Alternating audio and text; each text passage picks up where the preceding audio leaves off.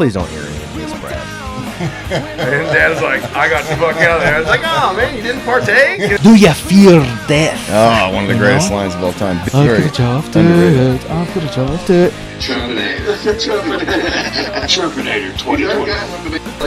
Making me 30 signs of red salt.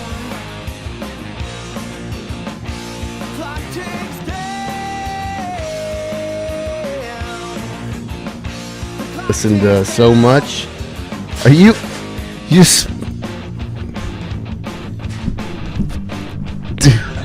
That needs two, motherfucker. That's what they say. Miguel, what's up, man? What's going on, bro? Thanks for coming on, my friend. Of course, How of you course. doing? Pretty good. Just working. Yeah, Always working. always. How you feel about yesterday, man? Relieved. Yeah, it's kind of like a weight's just been lifted. The weight's been lifted. You know, there's a lot of individuals out there with my skin tone who are actually going for him. Like today, I was at a gas station, White Oak, up in Rogers, and there was a Hispanic male asking cashiers, "What do you think about the president?" And they're, to counter that, obviously customer service. Well, what do you think? I think it's all right. It's awesome, actually. You know, and I was just like, all right, cool. Get my stuff, and get in and get out. Yeah. You know? But it was such a relief, you know, going back these past 4 years. It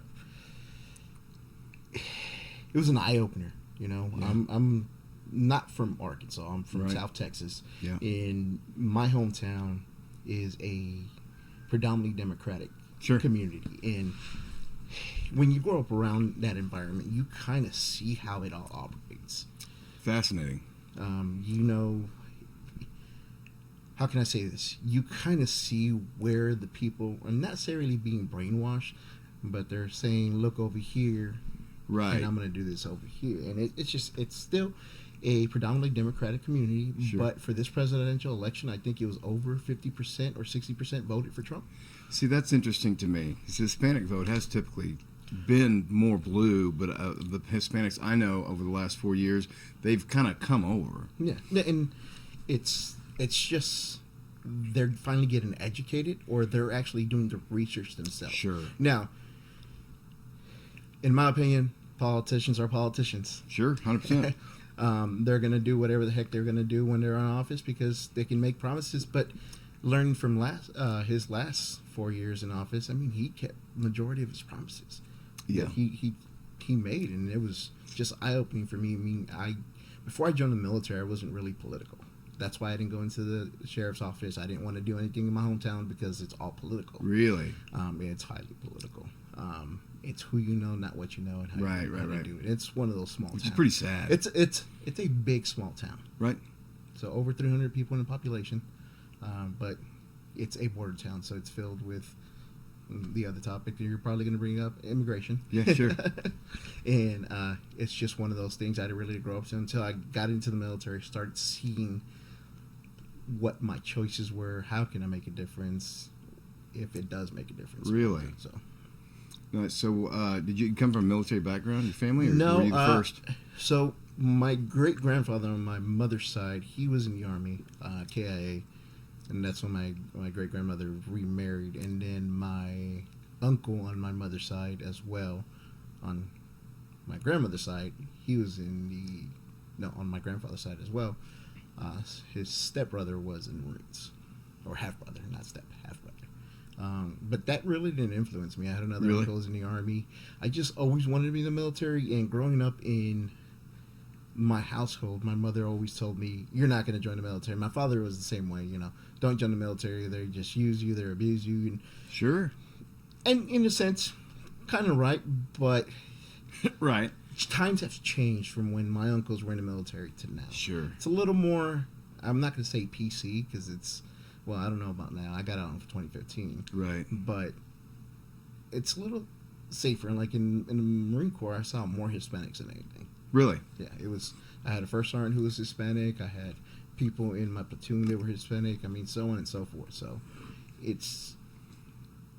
Is it pretty diverse in the military? It's pretty diverse. I mean, obviously you got... Without having to do anything to push the scales, that is. Now, obviously you do have your diversity, your adversity in there as far as people looking at you. Because, I mean, I had a lot of times where I did get and I will say racist people that were in charge of me. And, Legit. Yeah, legit. Yeah. Like, did not like me because of the color of my skin. But I proved them wrong with my skills. Sure, you know? absolutely. I That's mean, all was you I can the do. best Marine? No, but I wasn't the worst one. And I Right. tried. I did make it 7.5 years till I got medically discharged, and I got hurt. But going back to that community thing, you do see the difference and stuff like that. And like my mom said, you're not going to join it. And then one day, I was going to college. I couldn't pay for it, and I was like, I always wanted to be a Marine. Plus, the uniform, Right. the best one in the military in the world. Everybody will say that, and I decided to join.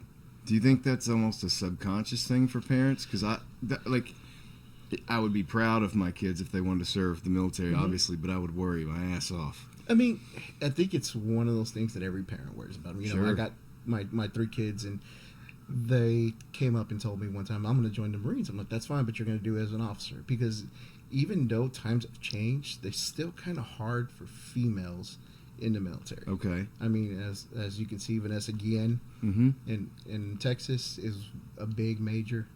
Reds are black eye in the armies, and it's still that basis. But I would rather them going educated and have a foot to stand on versus starting from the bottom Sure. and not a leg to stand on. Which is basically what you did, essentially. That's what I did. I just started from E1, worked my way to E5, and when I got hurt, the Marine Corps said, not necessarily we're done with you, but I couldn't get better. One thing that I'm kind of feel a little bit relieved about now that he's actually in office is that, I feel like for 4 or 5 years they got away with labeling Trump supporters as racist, sexist, and so all the horrible names you could say, which are not true. Sure, there's going to be some, absolutely, with anything. But the general Trump support, I don't believe, is that, and I don't believe anyone on the left understands what the Trump supporter actually is. Well, here's the thing. That's going to be in every opposition. They're going to believe what they want to believe. Sure. And unfortunately, the people who were, I guess, put the wool over their head, they believed everything that they were told. Right. And without doing the research, I did my research. I went down and to the rabbit hole, you might say, and ensured that I was doing the right thing, not only for me, but for my family. And it is a shame that they were brainwashed, essentially, into believing whatever they want. And here's a perfect example. I saw a sticker the other day and about diversity and acceptance and stuff like that. And this, nothing against this lady. It was older Caucasian lady driving, and she had all these stickers about the left and acceptance, this and that and that. So I went like this, and it had the funniest one is, if you're racist, you have a small dick. And I went like this to her, and she just gave me this face. I'm like, well, you're not accepting me because I was just being nice. Right. And I'm like, so it's more of a virtue signal to say, look at how kind, but their actions are anything but welcoming or kind. I mean, as you can see, they labeled us as rapists and racist and stuff like that. I'm like, I'm Hispanic, and I'm not. I don't have it's interesting though. If you're black or Hispanic and you're on the left, you're celebrated. But if you are on the right and you're one of those people, they hate you. Yeah. And I've seen videos where they call African Americans or black people Uncle Toms. I'm like, whoa! I mean, just because they did their research, it's like just because they did their research and they believe that this political party is for them or this is the way they're leaning, doesn't give you the right to judge them based on that. Not at all. Based on those opinions, not necessarily facts. And it's crazy how the view of not only the political parties, but these corporations, how they always want to help them. Google was the biggest one during the election. Yeah. Do I use Google? 100%. It's the easiest to go to. Yeah. Should I stop? It's hard to cut out. It is hard to cut out because it's the easiest information gathering system now. Is that all true? I don't know, but I mean, it helps me out a lot. I mean, there's nothing about it. But they did try to influence the president, in my opinion. I absolutely think they did. I think there's a ton of people on the left and with money that try to influence it, and if they do it, it's fine. But if anyone on the right is perceived to doing it or perceives that there was any sleight of hand, like the 2020 election, I mean, you've had Democrats saying, I remember the George Bush, Al Gore election in Florida was contested. Hillary challenged the election. Trump did it. Why is everything different with Trump? Do you think?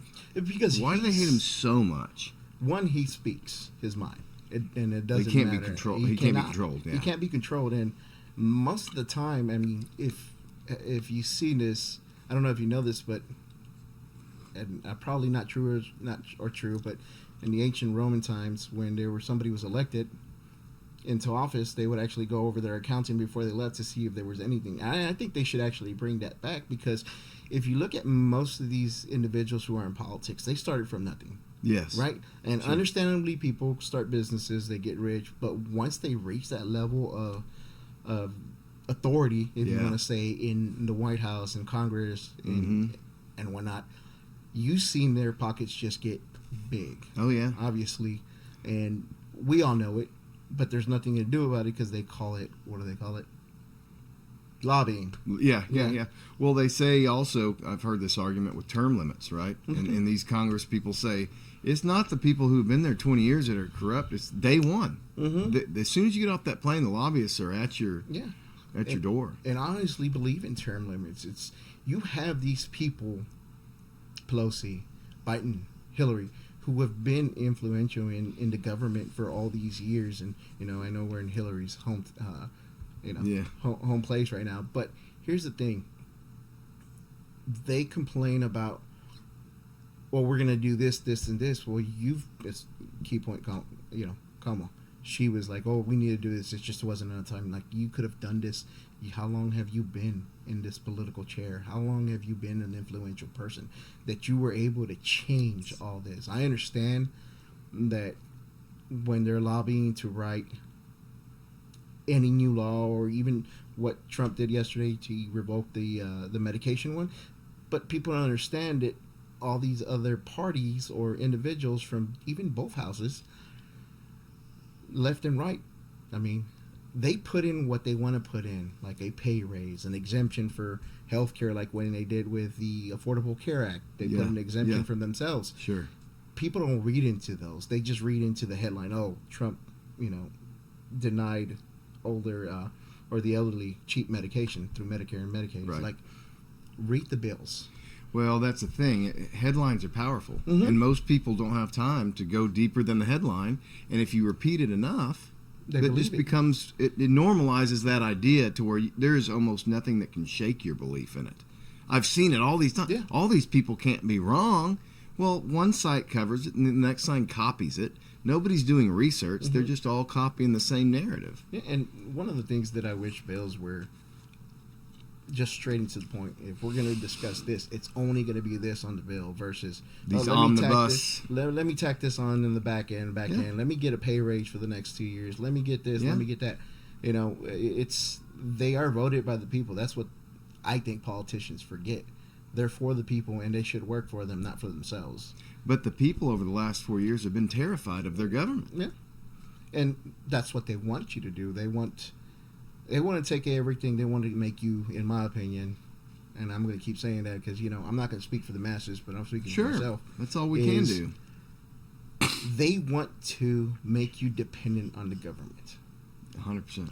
And to me, it's not feasible. I mean, it's ridiculous. Yeah. Now, food stamps, financial aid, all that stuff, is it there for people who need it? Yeah, 100%, absolutely. Especially food stamps, Medicaid, and Medicare. Absolutely. People who need it. Basic care stuff. Yeah, basic care stuff. I'm in agreement with that. But to take advantage of the system, I come from, like I said, a big Democratic town, and you see people walking around with Louis Vuitton, Mercedes, Escalades. I mean, vehicles with, and this is when I was growing up, so I'm dating myself. Spinners, on there. Oh, yeah, I remember. And they go to pay. They have 2 baskets full of food. They're getting food stamps, and I'm like, and you kind of that seems just like wonder. a broken system right there. And it's, well, the dad doesn't work. Well, the dad's probably doing something on the side he shouldn't be, because I can't even afford that bag. And I'm working 40 hours a week. I mean, this was when I was growing up, but now that when I went back to my hometown and lived I saw it all over again. It didn't change. It was this continual cycle of being reliant on the government. And I mean, I know a lady who had 8 kids just to get food stamp and free money from the government. And it's just ridiculous. Well, it surprises me that so many Hispanics in this country are of the left, when you would think, because it's a very Catholic demographic, right? Very, Yeah. at least very what Christian value and very family oriented. Well, you got to realize when they come into the country, especially those who weren't born here, and you got grandparents and great grandparents that came, the party that helped them, and especially in South Texas, it's mainly blue. Yeah. It was like give me, and they took. So that's what they got relying on. That's what they got used Well, to. that makes sense. And they never were informed. And you got to realize, back in the day when my dad, my mother, my dad's passed away a long time ago, but my mother's still alive. They didn't get to finish school because they had to work. Right. Now, not to say that my parents are not educated. My dad was smart as heck. He was a building specialties manager, ran a company, had his own companies and stuff like that. So he was smart. He just wasn't educated on the book sense. Right. Well, do you feel like that is that kind of elite education is kind of breaking down, like the need for it and the value of it? Because, like you said, you don't need that to be an intelligent person or to yes learn. And no. And here's what I've seen so far. So when I first moved up here, I was, working as a security guard, not making what I was used to making. So I started looking around, and one of the biggest hurdles that I came across one of is we're near a college town. We're near a college area, so Northwest Arkansas in general. And it was hard for me to even get my foot in the door. One, not knowing anybody around here. Right. Two, was the educational part. I have so many certificates, it's ridiculous, but I could not get a job that was worth my while without an education. That's why I'm pursuing a degree right now, just to have it on the books so I can at least have my resume seen. It gives you more options. It does give me more options, but certainly. I mean, I came out of the Marine Corps knowing safety and compliance. That's my background, and I joined a big conglomerate back in the day, and I learned food storage, and that's where I went and got a couple more certificates through them, and I graduated their not internal, but an organization's schooling, and that propped me up in that business. But I moved over here to, help out with the security business. So nice. I feel like back in the day, back in the Greek era, and even early American era, British. It was a privilege to be able to go to college, and they were, you're learning about all these things that are, challenging the greatest minds to do better, if you will. Yeah. It was a meeting place for the best minds to take humanity further, and now it feels like it's just an indoctrination camp to make humanity hate itself. Not only that, but I mean, most colleges right now are just businesses. Yeah, I want to certainly. Yeah, they care about the educational part to a certain extent, but the bottom line is the dollar. I mean, just like hospitals. Yeah, you're going to try and meet your quotas, your year over years, all the same stuff a corporation's going to do. It's a business. That's all it is. It's a business nowadays. Well, you can't even deny it if you look at the sports part of it. I mean, it's 100%. Which, by the way, that game yesterday was. I was watching that and I was just like, oh, they started off strong, and I'm like, oh, come on, I wanted a better game than this. Yeah, that's unfortunate. I'm not a big college guy, but I just get watch it. football. Yeah, no, I get it. College has always frustrated me in that you get these teams that just have such recruiting power, like in Alabama. Yeah. When he was at LSU, every kid in the country wants to go play for a championship winning coach, and then they just have these dynasties, and it just feels like, at least the NFL seems like at least a little bit more of a fair shake with the draft and all, and it's tough to. These kids worship these coaches in college. Like, they do whatever they say, whereas in the NFL, it's really hard to manage these egos and these personalities. Well, even I think that is actually shifting, especially with the NIL. Yeah, it is. And you see these players, especially with the portal, you see all these players going to different schools just like if they were in the NFL. Like, I don't want to play for this school. I'm going to go see what I can get over here. Yeah, what do you think about that? Do I agree if they should get paid for their likeness? 100%. Yeah. These corporations, schools, take advantage of these they're kids. taking advantage, and they're using their likeness to get money. Making a shit ton of money. Exactly. Did they deserve a cut? Yes.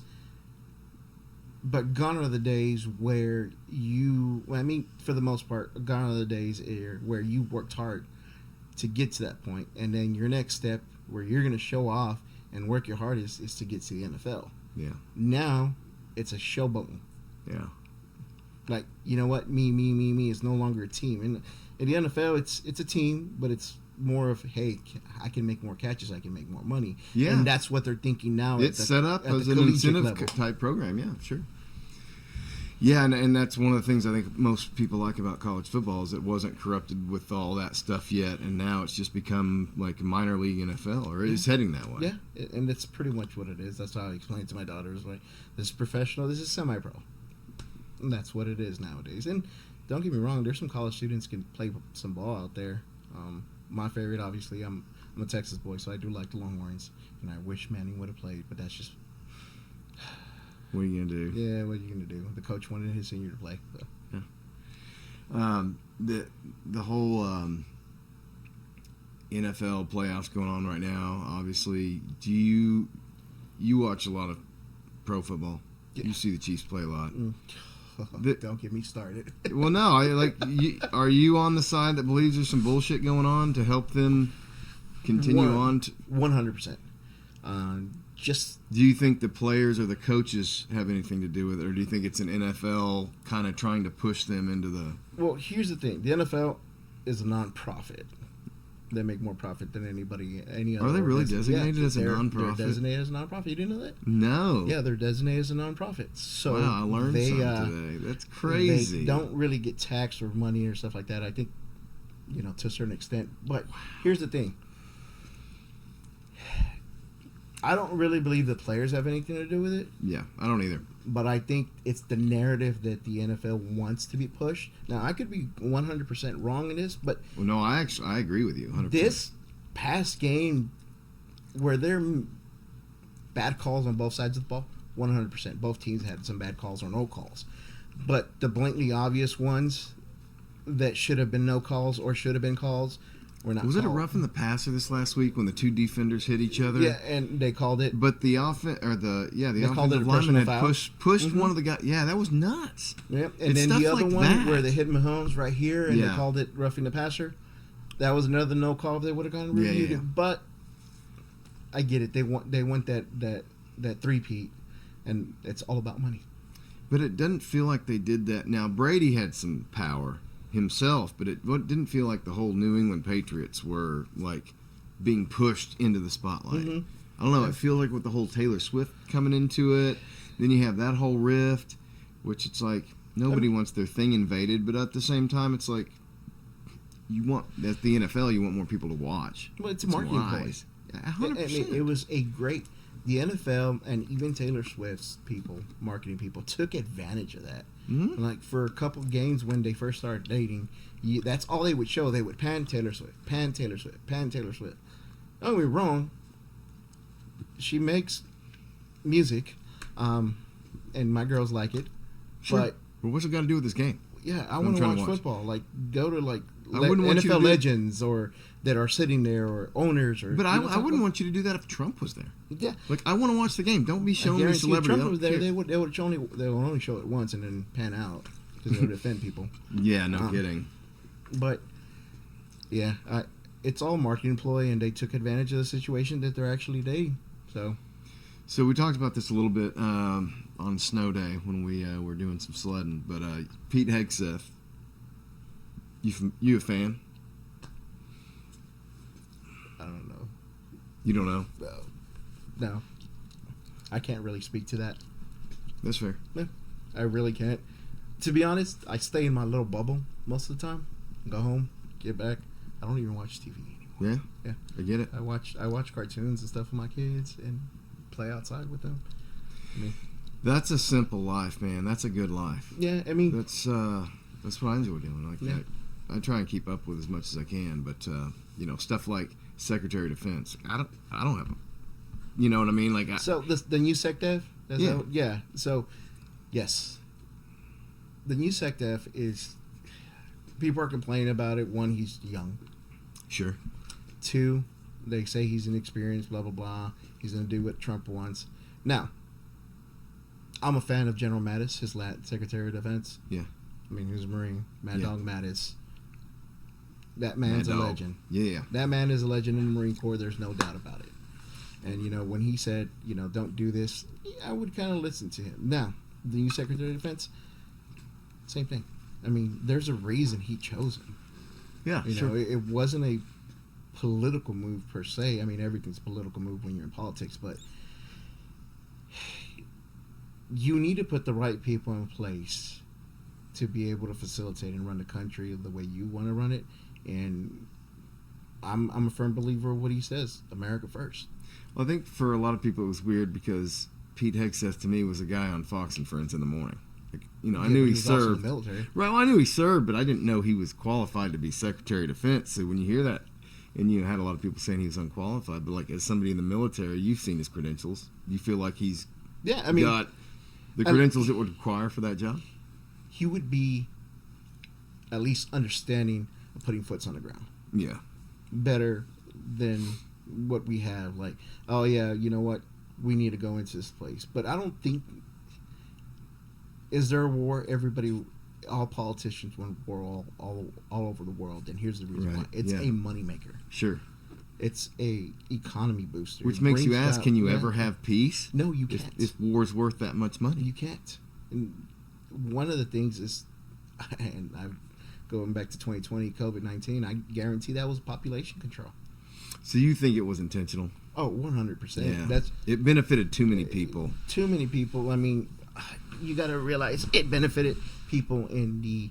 I mean, pharmaceuticals probably Pharmaceutical- hit the biggest jackpot, but You had not only that, but you The all government. the equipment, the government. I mean, the crackdown on free speech, Mhm. the crackdown on, I mean, how many small businesses went under because they couldn't operate? Yet the bigger stores could because you had to keep supply. Right. It Yeah. was just supply and demand was necessary, but it was a you know, targeted incision against the middle class small business owners. I agree. It felt I mean, like to me. the company I work for was a small business when I came here, and now it's a mid-sized small to mid-sized company, and it was able to operate because it was such a particular product that we were providing. Obviously, we provide people. We're a security company, but we provide it to a certain industry that never shut down. Right. Actually, made a lot of money during that time frame, and we were technically essential employees. But other small businesses, mom and pop stores Right. that provided the same essentials at Walmart, they couldn't compete with them. One on price, and two just Right. staffing it because they couldn't. Right. And Well, they weren't even allowed to They keep the weren't doors even- open yeah. if they wanted to in a Exactly. lot of these states.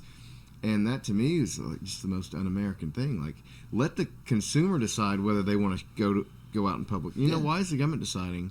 You know, so I don't know if it happened here during the initial pandemic, but where I lived, if you were caught outside of your house after a certain time, they set a curfew. And I was like, this is the most un-American communist thing I've ever freaking felt like. Yeah. Like, I have to have a letter from my company saying that I'm essential and this is why I'm going to work Yeah. at 11 o'clock at night. This is some BS. If I want to drive around in my personal vehicle because I'm feeling cooped up at home, I'm going to do it. Yeah. Simple as that. 100%. But they were throwing people, you know, giving them fines. If they were resisting, they would throw them in jail. And it was ridiculous. I was just mad that whole time. And when I came here, there was a lot more. It was a little more free. I'm not gonna lie. Like, I could do a lot of things. It out wasn't here, but terrible It wasn't here, honestly. It wasn't bad here. But back in my hometown, I mean, it was you had bad. some people that would, like, I stopped wearing a mask pretty early on. I was like, this isn't doing anything. This is not a serious. You're gonna get it. You're gonna get it. Yeah. Well, what didn't make sense to me is you had to wear a mask, and there were like real specific rules. Like, you could eat at restaurants, you had to wear a mask until you sat down. Then you could take it off. The And pathogens are still gonna speak transfer. freely, and Yeah. people are walking by your table, right? But the credit card keypads, they weren't wiping that shit down after every transaction. So you're touching everyone else's germs. Nobody thinks about that. Like, no matter what you did, unless you did that, it wasn't going to help.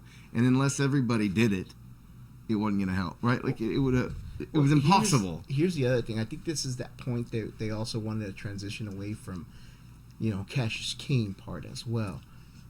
Everybody was going to card for this, card for that. Oh, we don't want to take any cash because we can't right now. Yeah. You think so? Yeah, I mean, That makes cash is sense. king. I mean, they want to create a world where you're dependent on the government completely. Now, do we need the cash flow of actual money behind it? Yes, but as you can tell, once you get a check, your check is directly deposited. You think they're actually going to get that money from that location? They're going to send it to the nearest reserve, and the reserve's going to split it up to the locations it's going to go, or the bank. But it's all, it's all crypto. It's all, it's all digital. Yeah. Digital currency nowadays. Cash is, I still carry cash every once in a while, but honestly, I don't carry it because I lose it. I'm just that clumsy. You lose it, or or I'll even have some on me and I forget I even have it, so I just keep swiping anyway, and then I'm like, I gotta, just ends up because you never use it, you don't even think about it. It's like not even part of our daily thought. So even during the pandemic, there was a coin shortage because people weren't actually spending money. I don't know if you ever went to Walmart or not Walmart, but Burger King and McDonald's, right? And saying, trying to check out, and you're like, do you have exact change or do you have a credit card? And you're like, no, I have a card. Why? Well, we have a coin shortage right now, and that could be. That actually kind of sounds vaguely familiar now that you say that. And, hard to believe that's like 5 years ago. Yeah, no, it's ridiculous. But how could there be a coin shortage, for one? And two, you're the one stopping the money from being in circulation. Right.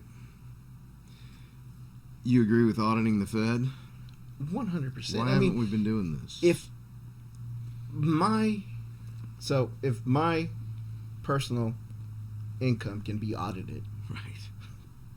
Why would the government? Why is the government trying to hide stuff? Now, granted, the Defense Department is the one that loses the most money, but they're probably working on something to defend the country. Sure. And you never know; they can't really put it on the books because if they do, there's going to be black money. Yeah. Yeah. If they do, certainly. Well, other countries are probably, that's what they're doing. I mean, most countries always have intelligence on every other country. Certainly. That's part of living in today's society. I mean, the balloons, for one. And the drones, but I think the drones was just a distraction. So, you watched the Sean Ryan, didn't you, with the guy that had been contacted by the guy that blew up that Cybertruck? Did you see that episode or hear about it? No, but I heard about actually what happened, and then that the dude was like trying to get a message out to like the media and these YouTubers that the drones were gravitic technology and only we in China have them and some wild stuff. And I've just not heard a lot of people talking about it. Well, I mean, they don't want to, but the good thing is there was nothing good about that situation. Just there's better ways to send your message. In my opinion, you don't have to go. Understandably, there was nobody there. Yeah, and he did it on purpose. They don't even know if the person inside the vehicle was him. Yeah, because like the DNA didn't match his father's DNA. There's also a 50 caliber bullet wound in his head. Like, maybe it was cadaver. Right? Exactly. Yeah. So maybe it was a setup by the government. Who knows? I mean, there's just so many things like this that people aren't used to seeing. Yeah, and they won't see it because they refuse to see it. They, like I said, I live in my little bubble sometimes. But I do read my research. I do some reading every once in a while, and it's just because I don't know about you, but I already got personal things that are already running in my life. I don't need the government doing it again. Yeah, I did it for. I mean, I enjoyed my time in the Marine Corps. Yeah, every minute of it, even the worst parts of it. I go back and I'm like, I'd do it all over again. Really? Going in. Into the waters with all my kid, or running across freaking mud fields in Afghanistan, or just going to boot camp again. I mean, going back on it, was it hard at the time? Yes. Was it challenging? Yes. But that's why they do it, so they can build you up. And you did combat, no? I had 2 combat tours to Afghanistan. And don't get me started on Afghanistan. Think that was a bad move? The pulling out of Afghanistan could have been done better. Well, sure. Logistically, financially, the whole 9 yards. But I think what they wanted to do was just show that, hey, we're doing it, but they didn't do it the right way. Mm-hmm. Now, did we need to pull out of that place? 100%. Yeah, sure. I mean, it was it was sloppy. And it was embarrassing, and it was in front of the whole world. And, now the enemy has, I don't know if it was done intentional, but the enemy has our equipment. Well, you have to ask the question, was it intentional if they get the equipment? Yeah, exactly. So, there's no accountability for these people, it feels like. And that's the issue. And I think that's why one of the things I love about Trump is, I feel like he's going to make some people be accountable. Well, I mean, didn't you hear that preemptive pardons from Biden before he left. Yeah, Fauci, Pelosi, General Milley, all these everybody. Yeah, everybody, all these high-ranking or high officials in the government were pre-pardons. Like, well, what did they do? Well, we already suspect a lot of it, but yeah. And then what does that mean to an investigation? Can you still investigate them just to get to the truth, even if you can't prosecute them? Can you prosecute them at a state level? Like more people are paying attention to this stuff, and now that you have an actual free speech platform like X, people are speaking out, and so when you allow ideas to actually collide, the better argument will win. And so I feel like things really changed once Twitter turned into X, and people felt like they could just talk again. I agree. And, going back to that, the investigation portion. Now, if there's anything they can do about it, don't know. But I would like to see an investigation for the actual truth to come out, to see exactly what happened. Like me too. Pelosi being the one who instigated the Jan 6. I firmly 100% believe that, because there's so many other rallies that, like they say, the Trump supporters attended where nothing happened. And then all of a sudden people are going into the federal building. Something's up. Something's fishy. Well, there's that footage. The Epic Times put it out. Tucker Carlson put it out. Mike Johnson released it after he became speaker. But it shows officers throwing gas grenades down into the crowd, and then somebody picking it up and throwing it back, and then all hell breaks loose, right? And there was a bomb threat down the road that looks like it was planted by an FBI agent, so they could call it in and say, "Hey, we're dealing." So you heighten the level of awareness of these officers, and then it's a tinderbox. All you gotta do is throw a match on it. You create the circumstances, and then you just let it ride. And just let it freaking burn. And that could have gotten real ugly. It could have, and it's just ridiculous. But these are mostly good, peaceful people, and so it really didn't. I mean... Now, should have they gone on in there and sat in freaking chairs and stuff like that? No, that was disrespectful. That was disrespectful. Not only that, it is a federal building. I mean, there are still laws. We're not... Absolutely. But a lot of that stuff was a guided tour. I'd say the vast majority of people were just walking through peacefully. 4 years in prison. I mean, it's ridiculous. I always understood an insurrection to be armed, like an actual military takeover. I think they kind of lowered the definition to meet that standard. Here's the thing. I mean, granted, it had a federal building, but what happened to those individuals looting before that? They were like, it's peaceful protest, where they're burning down buildings, burning down small town shops, stealing from, even it happening in L.A. They did some of the most horrible shit. Where they're doing flash robs or whatever they call them, where they just go into a facility and start robbing them blind and then run back out with all the products. Set policies where you wouldn't be prosecuted if you stole... Was it like less than $999? They wouldn't prosecute you, so people would load up their carts with $999 and just walk right out. I mean, and these businesses have to close, and it's ridiculous. I don't agree with that at all. I mean, if you're going to prosecute one, prosecute the other. Well, it's just nuts. Like, we've been in such a clown world. But hopefully, with this, administration, which I foresee it going well. I mean, Doge, the Doge that Elon Musk and what's his name? Yeah. Vivek stepped down today. Oh, he did? Yeah. I didn't. I just happened to catch that. Yeah, he stepped down. A lot of speculation he's running for governor of Ohio, but that's not until 2026. But you got to start campaigning now, though. You got to put all that together. It does take a while. So I kind of see that. But yeah, I don't know. That's a whole new world people are just now getting into. Well, they already got 2 lawsuits, the Doge platform. Yeah, I saw it today. Elon asked everybody to keep count of all the lawsuits they're going to get.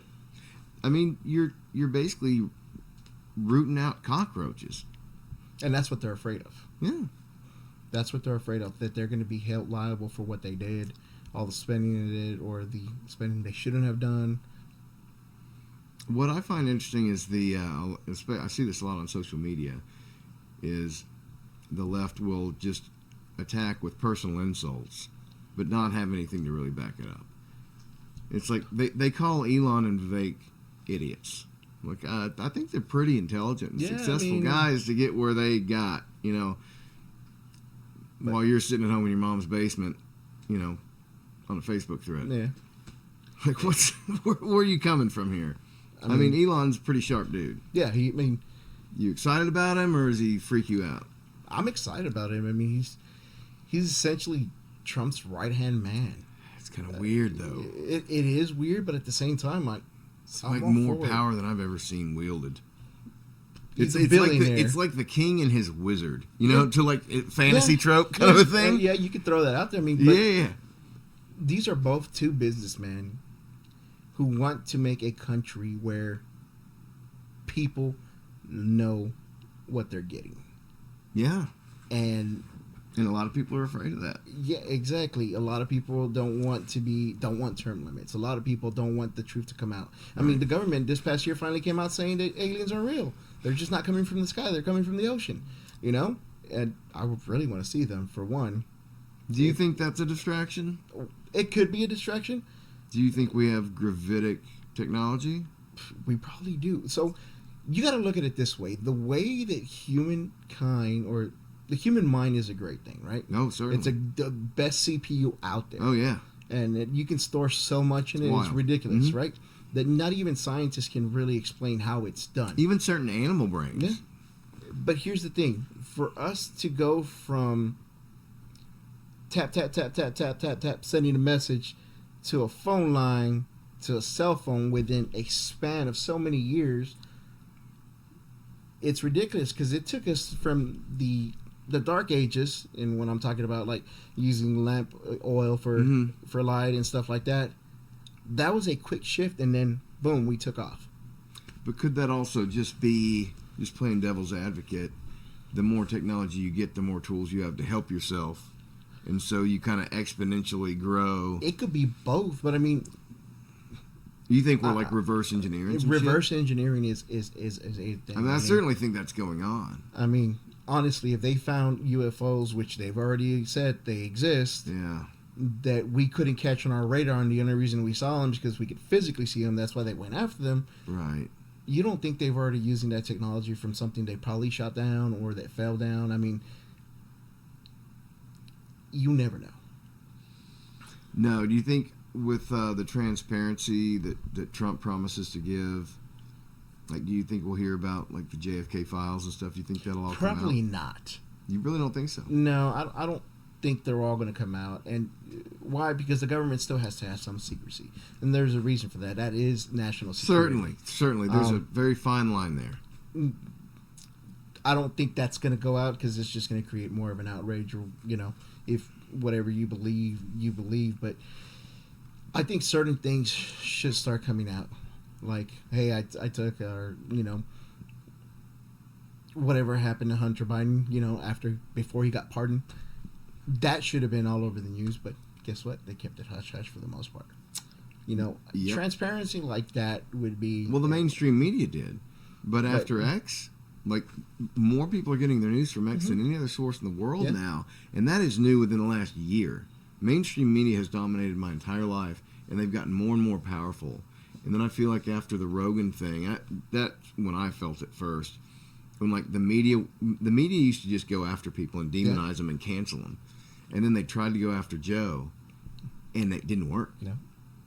Because he was bigger than they were. And they it wasn't that do you remember that? It was the ivermectin thing? Yeah, the ivermectin thing, especially, during COVID, that's when it all started happening. That's what radicalized him. And here's the thing, though. Not only that he was bigger, but most of the information, I mean, if you did your research, you're like, oh, shit, he's not wrong. Well, he has experts on. Yeah. Real experts. Experts the media won't have on.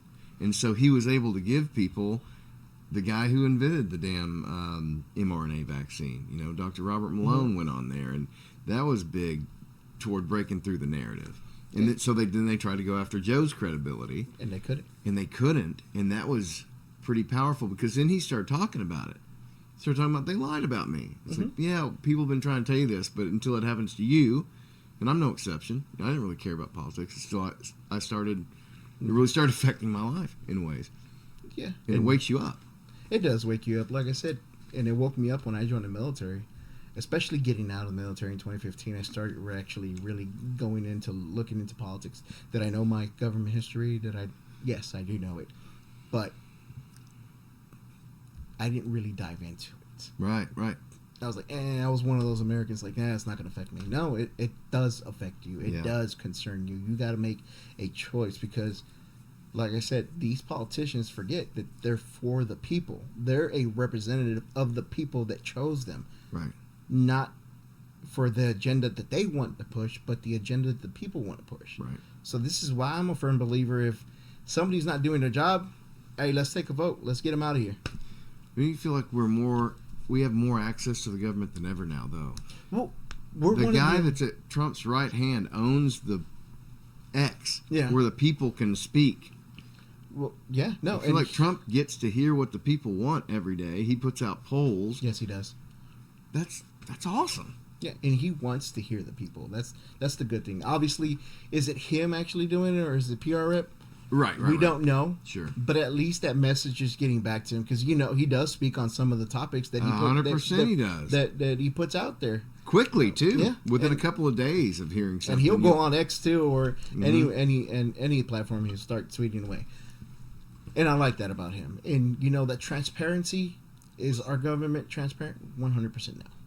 But I can say that we're the only country in the world that has a government like ours. And what I mean by that is, I don't know if you understand what's going on in the UK right now. I know some. Well, tell me what you're talking about. So where if you post something on social media that goes against the political party, you get arrested and thrown in jail. I mean, that is blocking the freedom terrifying. of speech. Yeah, it is. But there's also the rape gangs going on over there right now, and that's what's prompting a lot of this is because it's racist to profile Pakistani people or whoever these people are, and so they don't want to get the statistic or something. I don't know. They just won't prosecute it, and it's wild. Well, here's the thing. I mean, I don't know if I seen it on the news or on my phone when I was going to, and there was a protest of nothing but citizens fighting against the police when it's supposed to be the other way around, the police protecting the citizens, and they weren't. And I get it. The police officers have to follow the rules. That's their job. Yeah. But to go against and hurt your own people, I signed an oath. I signed in and I said an oath. Protect from foreign and domestic terrorists. And there are domestic terrorists. A shit ton of them that are stopped pretty much every day, and we don't know about it. Oh, certainly. And I firmly believe that if you took that oath and you believe in that oath, should you go against your orders? No. But when it comes to your own citizens, they're your people. Yeah. Did you keep up with the trucker protest in Canada when that was going on? Well, I did for a while, especially with Trudeau being Trudeau. But the stuff, they were shutting people's bank accounts down who helped in any way. I mean, it was the most authoritarian thing I'd ever seen. And this was during COVID. I mean, it was terrifying. I really was. If you have a dark slant on the future, that was a time to have it. I mean, here's the thing. They're a democracy, and people don't understand that America is not a true democracy. We're a republic. No, we're a republic. And they forget that notion that we are a republic. We're not a true democracy. Yes, do we vote people in office? Do we do that? 100%, but they forget we're also a republic. Well, that's partly because the forefathers didn't want it to be mob rule, because they also knew people aren't that smart or educated, so they put checks. Especially at the time, not everybody had an education. Going back to the college even thing. Now, yeah, you're like not you were wrong. saying, you and I weren't educated until it affected us, right? And how many people are waking up now? It's a good system. Yeah, it's a good system. But you're right, 100%. We're a republic, not a democracy, technically. We're not a true democracy, and for good reasons. Even like you said, we don't need to know all the shit. Yeah. We need to have government secrets to protect our country and be able to do all the things. But when it starts affecting the people that you're supposed to be representing, we need to know exactly what's in those forms, what's in those policies that you're making, to be able to make a decision and be like, it's not what the American people really want. This is what you want. Have you ever watched the show House of Cards? Kevin Spacey plays congressman. It's on Netflix. Me and my oldest one started watching it, but it's basically an insight into how the government works. And I think I've seen a few episodes. Clinton and Obama both said like it's the most accurate portrayal, and it's the most disgusting thing I've ever seen. Like, it's hard to watch. It's so. And you're talking about those omnibus bills, right? Mm-hmm. Well, if you want me to pass your thing, then we want this. Yeah, So all exactly. these deals and negotiations. It's a tit for tat. It's a tit for tat omnibus bill that costs the American public a shit ton of money, and it needs to stop. Yeah, and or we keep rising. Taxes keep rising. I understand we do need taxes to be able to run government programs. I get that, but Is there a way to get rid of them though? no, honestly, you're never going to be able to get rid of Is taxes. there a way to reduce them dramatically? At this point, no, because of their cost of living. And so the economic impact that it would have Right. on the American people if it's reduced completely. I mean, the value of a dollar is always going to be fluctuating depending on the dollars of everything. Now, American dollar was the highest one for a long time. But, I mean, you got the Chinese dollar that's higher than the American. You got the euro. You got the Australian dollar Yep. that's significantly higher because Yeah. it's worth more. Yeah. And that's what they put the worth in. So,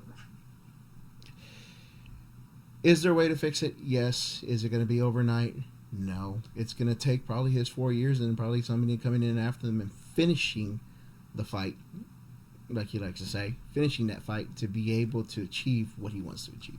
I feel like it was better off that he lost in 2020 though. So people can see. Ultimately, because had he gone straight through, it would have just been. He'd probably be in prison. Yeah. Honestly, Yeah, they were probably 100%. I think that would have happened. I think some of the plans backfire. That's what gives me hope sometimes. I feel like there's two elite parties that we don't know about, but they're not always aligned. Sometimes they are, sometimes they're not. Like, the people still have a voice. Yeah. I felt like that's what happened this time. Well, here's the thing. I mean, going back to what you said, like that, you're glad he lost. I am too, because you got to see these past 4 years of How crazy the show, this is. how ridiculous they're being. Now we're bringing Trump back. He won the popular vote. Yeah. So it's like, no, people didn't want Yeah, this. No, it's- people wanted this. They saw Well, how you ran it. We were talking about at the very beginning of the podcast. It's like it's a weight off for me, because it's like, how are you going to criticize me now if I say I support our president? Right? He's But our president now, and they I are. agree with our president on most things, and I'm not going to be ashamed of it. And I'm tired of being demonized for it, and I feel like that's over. But- It's like, we got a popular vote now. Shut the fuck up. And just hey, I'm not asking you to like Trump, but can we just, as Americans, say, let's move on? We'll forget about your bullshit. You forget about whatever you think is bullshit, because everybody wants revenge and whatnot. Like, this is a really good chance to just start over. And you're not wrong. I mean, one thing that, I hate to say it in this way, but 9/11 brought America together. Oh, yeah, it did. And America needs to go. Now, nothing tragic should happen for that to happen again. Sure. But America needs to unite again. And, Yeah. and what I mean by that is every American should be supported. Now, are you going to have those naysayers, those people that hate America? 100%. You can never satisfy anybody 100%. You can't. Even those people who came from other countries, Mexico, even Asia or Europe, that came here illegally, some of those love America. Mm-hmm. I get that. But even some of those people who came from over there, like, I'm from this country, fuck America. And when I hear that, I'm just like, you're here saying that because you can, because of the freedom of speech. Why don't you give some respect to us, to the Americans? And even if 1% of the population that's illegally come over here intends to do harm to this country, that's a shit ton of people That is a shit that are ton of basically people. domestic terrorists now. Mhm. Who we have to worry about domestically. I mean, I don't know if you've seen the last couple of months ago where all these troves of military-age males were trying to cross the border. Oh yeah, I mean, Chinese. Chinese, Middle Eastern. I mean, you name it. They were trying to. There's a reason for that. They were setting up. Where are the women and children? Oh, no, that we don't have those. It's like there's something fishy going on there, and it was ridiculous because my hometown obviously isn't a border, but I mean, you see all these other camps where there's these illegals that came here illegally, and they're in that camp, and we're just spending American American dollars, just funneling them into there, and we're at a deficit again and again and again and again. What about the child trafficking that's going on down there? It's- Did you ever see that living down there, or were you aware of it? I was aware of it. I literally lived on the border. Like my house, there's a bit of forest, river. I could literally see the river rise from my house in the backyard. Wow, the border. Yeah, so it goes down a deep hill, and then you got like a low forested area, and then it's the actual river itself Wow. in Mexico right That's there. kind of crazy. You can see into another country. Yeah, so it is crazy. I mean, I grew up around it, so it was normal for me, and I didn't see the child trafficking, but you always heard, kids going missing, going to the border, and they actually gotten better about that nowadays. When I was a kid, Border Patrol didn't even want to enter. Cops would take so long to go in my neighborhood. It was a bad neighborhood. Now it's a lot better. I can still pretty ghetto neighborhood. I'm not gonna lie, but it's one of those things that it's gotten better. Now, when I was a kid, did I see a lot of drugs trafficking? 100%. I mean, they would go, there was this one street, I still remember, that you would see just bundles.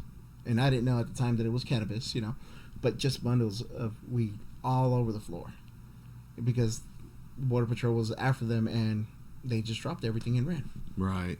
And then not only that, but when I was a kid, to prevent them from coming into our property, my dad built a 10-foot fence. They would climb it. So he put something in the way for them to climb it. They dug underneath it. And then not only that, but the human traffickers, they poison our dogs all the time. And Are you they would- serious? yeah, it was ridiculous. They stole my bike one time. Actually, a couple times they stole a couple of bikes. And just to get out of there, I am all about the American dream coming in and, but do it the right way. And if you're here illegally, go back and try to do it the right way. Right. If you love the country this much, not to say that they don't pay taxes, because some of these people do work and they do pay taxes. But here's the thing. You don't know how many people that I've seen illegally coming over that didn't do, but they took more than they gave. Right. Well, the argument from the left that I see is, a lot of these people are your friends and your neighbors. Yeah, I'm not worried about them. Yeah. Nobody is. No. We're worried about the ones who are taking over apartment complexes. Yeah, they got a rude awakening. And, I mean, bro, Right, I know. can we not just... It's like it... I feel like a lot of people are just... No matter what Trump said, is like, do the opposite. Mm-hmm. And they literally did for 4 years and burned the country to the ground just being contrary to Trump. Yeah, just so they It's can like the say, wildfire stuff. yeah. He's going viral for saying, here's how you prevent all this stuff, and this needs to be done. None of it was done, and then the city's in flames. And it's ridiculous. And it sucks. How many acres or how many houses burned down? How many lives have been lost? Like, Right. we don't know the number yet, just because. I mean, I know the mayor cut millions and millions of dollars off the fire department, and Yeah. that shouldn't have been done. That's one of the departments that's crucial to Yeah. especially a dry area like Los Angeles. I've been there, and one, it's not all up what it's supposed to be. It's all right. I went to UCLA for a week for classes there, and that was fun. But, Yeah. But the town itself... I mean, it's expensive. You go one street the wrong way, you're in a bad neighborhood. Yeah. I mean, it's just like any other town. You just got to stay where the light's at, essentially. I was doing my tourist thing. I did go see the stars, and I did all that stuff. So I did the tourist thing, but That is neat. that was pretty cool. The company Yeah. paid for it, and it was pretty. To say you got Pretty to awesome. do that, that is Mhm. cool. Yeah. But Were the people different out there? Like, what were the people like? Did you get engaged with them? I mean, they are different. They're a little more free.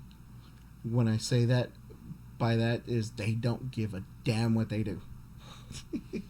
I remember when I was in San Diego one time, I saw and I'm all for it at the same time, but women walking bare-chested, and I was like, well, that's something new. This was back in 2008. I was like, all right, well, that's something new. And then when I go back there again, I see similar things, and I don't care if they walk. I mean, in Oklahoma, it's legal to walk naked. Not naked, but without a shirt on for females. Right. You know, Well, they it's won't get in legal to trouble. walk with a damn revolver on your belt in Walmart too, Yeah. but most people won't do it. No, that's just targeting yourself. But you know what I mean? Exactly. I'm all for it because one of the things that America's done really great at and that I think we could do is stop sexualizing everything. Okay, what do you mean? Like, So in Europe, if you see a pair of breasts, cool, you see a pair of breasts. But here you see a pair of breasts. it's the human body Yeah, over it's there. a- Yeah, it's a yeah. human- I went to Rome and I saw like billboards with like the nude female body on it, and Yeah, it but- just wasn't a thing. It wasn't a thing because they don't make it a big thing. Here we sexualize everything to the point that if somebody's Yeah. breastfeeding, and this is what pisses me off because my wife breastfed, and somebody's too. making snide remarks, it's like it's the natural fucking thing to do. Yeah, yeah. And it pissed me off because obviously this is back home and they're a little more conservative where I'm from. You should do that in the restroom. I'm like, fuck no, don't do that in the restroom. I would get pissed. I could show up and I'm like, she ain't gonna do shit. You know, I don't care who I fight, especially when it comes to my wife and my kids. I'm gonna do what I gotta do, but you know, stop sexualizing things that shouldn't be sexualized. Like, Well, see, I've always had that attitude as a parent. It's like introduce it to them young. It's like guns. Kids grow up afraid of guns now. Yeah. You know, as I grew up, you were 5 years old. You were shooting a BB gun. You know, by the time you're 10, you're on a 22. You know, and then but you understand to respect the weapon. You know, it's a tool that can not only harm yourself, but it can harm others. Like I was Right. telling you, I'm an NRA instructor. I'm a shotgun, rifle, pistol instructor. I'm a chief range safety officer. And one of the things that I'm trying to, how can I put this? One of the things that I think should be done is education for those who don't know how to use a weapon before purchasing it. Like yeah, I wouldn't even mind that to be. a prerequisite. You get like a discount or something, like a significant discount. Like, have you gone through an NRA course? Have you gone to a GCCA course or anything Right. like that that shows that you know you're competent enough to handle this weapon? Because, I mean, you've seen it on YouTube. You've seen it on TikTok. You've seen it on X, where you get these kids who want to be gangster, right? They're not gangsters. And they start playing with a weapon. That one girl who shot her cousin then killed herself because she shot her cousin. That's one of the most tragic things I've ever seen, dude. And And it's as a ridiculous. parent, you just Like, I've taken my girls to the range. your girls probably know how to operate firearms. Yeah, they do. And I've been introducing them since they were kids. Like, hey, Yeah. you don't touch this unless you need to. You know, my oldest, she's 12, and then my middle child, she's 9. They know how to operate a pistol. I feel like as a society, we've tried to protect our kids longer and longer and longer, to where it's like these kids become adults and they just freak out because they've been shielded from everything. Well, those are the, not necessarily adults, but those are the teenagers slash young adults that are in society today. They've been so coveted by their parents, like, Yeah. I'm going to protect you, and kept them in this cocoon to where they don't know how to do things. They get into They don't know how to handle confrontations. confrontations. No, they don't. They don't know how to de-escalate a situation. I mean, one, I'm too damn old to fight. Yeah. I'm not going to get that because I don't want to wake up sore the next morning. No. Two, I'm not going to go to jail because I got too much to lose now. When I was younger, I didn't give a damn. But I wasn't coddled as a child. Right. If I was going to jump off a roof, my mom saw me jump off a roof, then got mad at me and say, don't do that again. Yeah. And there's the reason why. Yeah. I mean, obviously, you want to prevent them from doing anything that's going to actually hurt them. But sometimes kids got to learn lessons themselves. Yes. And then, you know, in true Hispanic form, I go, now that you learn? Yes.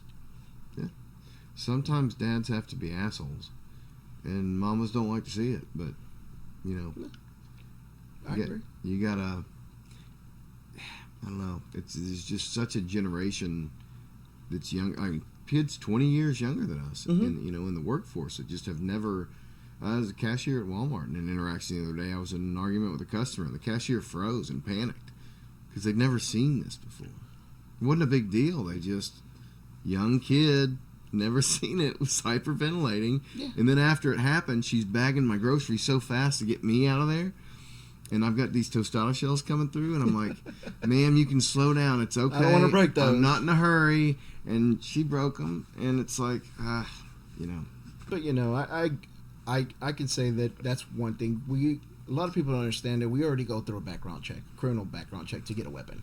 Like it's necessary, and they're like, "Oh, there should be a background check." There already is a background check. There already is, even at gun shows. People used to Biden even used to say this. You can just go to a gun show and get a gun without a gun check. That's bullshit. Yeah. And this Steven Crowder did a whole thing on it where he tried to sneak in, like he went in all these gun shows like disguised and tried to get guns at these gun shows and tried to get them to not do the check, and every single one of them was like, absolutely not. No, here's the thing, like. North Carolina, when I was stationed there, I bought my first pistol and my first rifle when I was there. Because in Hawaii, it was impossible to get a freaking weapon. It's another California. Yeah. Ridiculous. Being in the military, I had to get a letter signed by my command saying that I'm allowed to have a weapon. Then go there, and then they have to allow me to get a weapon because I am not a local resident. And then I have to do the whole background check and then limited magazines, the whole 9 yards. Well, I don't remember the limited magazine part. This was in 2008. This is in Hawaii? Yeah, this is in Hawaii. So I just didn't even want to get a weapon. Yeah. Then I got to North Carolina, and I was like, all right, we're traveling more places. I'm going to Texas in my vehicle. We need to have some level of protection. So I bought my pistol. Well, one of the things that you have to do there is you have to go and get a gun permit before buying a weapon. So there's this permit, has numbers on it, and you only get 3 at a time, pay so much money. I can't remember the cost for them. And then you're able to go do personal sales like that and give them the gun permit. They write it down on the sale, and they have to go to the sheriff's office saying this person bought a gun. Same thing with the people at the gun show. You have to have a gun permit before buying that weapon. And it's a background check. They run an extensive background check. Like when I came to be a commissioned security officer here, it took a long time for me to get my not only background check run, but when I tried to buy my weapon, it wasn't here. It was actually in Texas before I came here. It took 5 days for my background to come back. Wow, really? Yeah. I don't know why. My background always takes a long time to come back. Then again, there's like a million Miguel Rodriguez's out there. So, what do you think about red flag laws? What do you mean? Like, can you elaborate a little bit? Yeah, so like a lot of these states will do, like if there's a certain type of behavior you exhibit, it gets put in a file as a red flag, as, you know, if you set a fire in public or something, you know, and then you can't buy a gun because of these like red flags, which would probably solve a lot of problems. But who's deciding what is a red flag? There's a Trump supporter, so we're going to put a red flag on this file. Exactly. So I don't think it should be up to the individual gun sellers to say, oh, this is a red flag. No, I think it should be, you have a criminal record of larceny. You might go up and do something like that. If you have but that would pop up on a background check if it was at that level that they're looking at you. So that all pops up in a background check. But here's the thing, Brad. Criminals are criminals. Exactly. They don't play by the law. No, they don't. I mean, look at Europe, for instance. Most countries in Europe don't allow weapons, right? In the UK, England specifically. There's more stabbings in the world there than anything, but there's also gun violence because criminals bring in weapons. Exactly. And they're outlawed there. You're not allowed to have one as a normal citizen unless it's like an antique and belongs to your family, whatever the case may be. But here's the thing. That's what this society doesn't understand, or the left doesn't understand, or even certain people on the right don't understand. Criminals do not follow laws. When it comes to making a pistol full auto, crazy as that sounds, that's right. That's what makes them criminals to begin with. When it comes to making a pistol full auto, it's not that hard, but 2, it's highly illegal. And I'm going to follow the law on that one, right? Right. Unless you get a permit to own, fully automatic weapons and you utilize them, that's a whole different story. But you see all these videos of criminals going up and having automatic weapons, and they're shooting them because they're only pulling that trigger back and it's going off. I seen one the other day. It was a Glock 19. You could tell right away, and it was just going off, popping off, and it was here in America. It was in Chicago. Yeah. Which has some of the strictest gun laws in America. Which also has some of the most heinous crime and gun violence. Gun violence, murder, and it's all done by criminals. And that's what people don't understand. The onesies and twosies are going to ruin it for the masses. And I hate that. I really do. But at the same time, if we arm more proper Americans with guns, is there going to be a little more gun violence to begin with? Yeah. Because people are going to be defending themselves. Certainly. But at the same time, criminals are going to think twice about doing something. Yeah. I mean, America has always been this Wild West kind of place, right? I mean, people are doing meth and shooting guns over here. You know, you don't have that in the UK all over the place. No. You know, but you know, there's areas and pockets of this area that have that. You know, it's that's part of being big boy. You make mistakes and you become a criminal and you get convicted. But I think what they're trying to do is prevent every school shooting. Well, if you want to do that, give all the teachers guns. Hire licensed firearm instructors as your teachers, and then it's not a problem. Well, Clarksville has Because that. a lot of people can scream about that, but Clarksville has licensed teachers. they do. Yeah, in Clarksville they have licensed teachers as they have their. Make you weapon think on them. twice if you know which teacher's got a damn gun.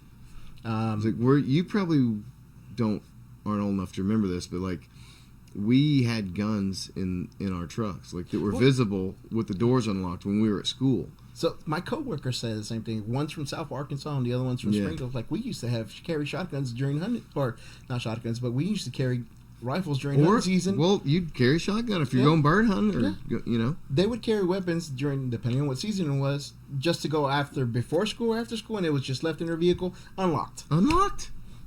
But in today's society, you can't do that anymore. I remember in Hawaii on base. Obviously, it was on base. You still have stupid people on base, but I used to sleep with my door unlocked in Hawaii. And my neighbor, my best friend John, he would come in and just not even knock sometimes. Him and his wife just walk in and hey, what's up? That's what I grew up with too. Granted, when the human trafficking and the drug trafficking got a little worse, my dad bought deadbolts and built that 10-foot fence all over our property and stuff like that. But that still didn't prevent them from trying to come in. No, you're not going to prevent that stuff. Criminals with laws. are going to be criminals, and that's what people don't understand. They're not going to follow the law. You know, the person holding up the 7-Eleven probably got that gun illegally. There have been cases where that weapon was grabbed legally, and I get it. But you can't control those situations because you don't know exactly what's going on with somebody. And that's the other issue, is the psychological portion of it. Right. Do I think there should be a lot more psychological help out there? 100%. But you got to get to root cause. Exactly. What's making these people crazy enough to shoot up school to begin with? Just like that kid in Texas. Yeah. That shot up the school because he was being made fun of because he transitioned. He just had hate in his heart. He killed his grandmother. Yeah. Then he went to go kill innocent kids just because that's where it all started. And that I remember a world before school shootings though. I remember that world, and then Columbine happened, and it had never happened before. Then they blamed Marilyn Manson and they blamed all these people, right? And what got that kid there to begin with? But it wasn't. You got a point. Like having an armed, even armed security, armed veterans, armed something. Like I know the school that my wife helps out at. There's an armed CSSO there. Obviously, it's clandestine, so he's just wearing clothes over it. Certainly, yeah. But he's armed. They're armed, and which I believe nowadays it's necessary, at least for one person to stop there. And what I like about up here is all the doors are magnet locked.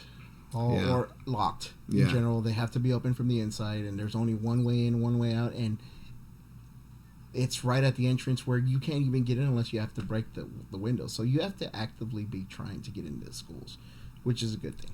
Yeah. But what a sad world we live in to have to even worry about. Yeah, no, I agree. Because we went thousands of years without having that kind of shit. But you have so many kids, especially now, who get up, they get in front of a screen from the minute they get up until the minute they go to bed. They don't have to interact with even their own family. It's so unhealthy. Yeah. And how are you putting these people out into the world? I agree. Like, don't get me wrong, my kids have their own iPads and their own phones and whatnot. Dude, we love video games over here. But you can't just play all day. No. I don't know if you've seen this, but you probably see my girls playing softball out there, they're kicking the outside ball, all the time. soccer, whatever. Yeah. Volleyball now, they're really into volleyball right now. And so they're always outside. They're like, hey, can we go play outside? I'm like, play outside all you want. I'll be out there with you in a bit. Now, granted, I'm not in the shape. I'm in a shape. It's just round nowadays. So I can't really do a lot, especially with my injuries, but I try to be out there with my girls, have fun, do other experiments. Like yesterday for class, I had to do an experiment about extracting DNA off of a strawberry. Pretty freaking fun, by the way. I did it with my kids. Yeah, that's awesome. I do everything. I don't like. That's one of the reasons I do the podcast. Is my kids are gone on Tuesdays. It's like I hate being away from them, but there's nothing I can really help out with. So let's do something productive. Talk to some people, learn about people. No, I really enjoy this. Actually, it makes I don't know how many people are going to hear it, but it's just my point of view. Well, it's a lost art. The conversation. Nobody converses anymore. When I grew up, that's what the older people did. They didn't have board games or video games or beer pong. Yeah.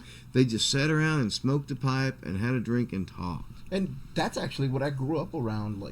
Yeah. So my family, I will say this, is my mom, my brothers and sisters, we're very family oriented. What I mean by that is every Sunday we're at my mom's house having a barbecue, having lunch, having dinner. I mean, you name it, we were just having fun, joking around. And it's something I grew up with. My dad and my uncles, and my aunts and cousins, all talking playing around, shit to each other, close, drinking, playing poker. I mean, having fun. And we would have every weekend or every other weekend, somebody would be at our house, or we would be at their house, and it was just, you don't have that anymore. Is there as much family drama in Hispanic families as there is in?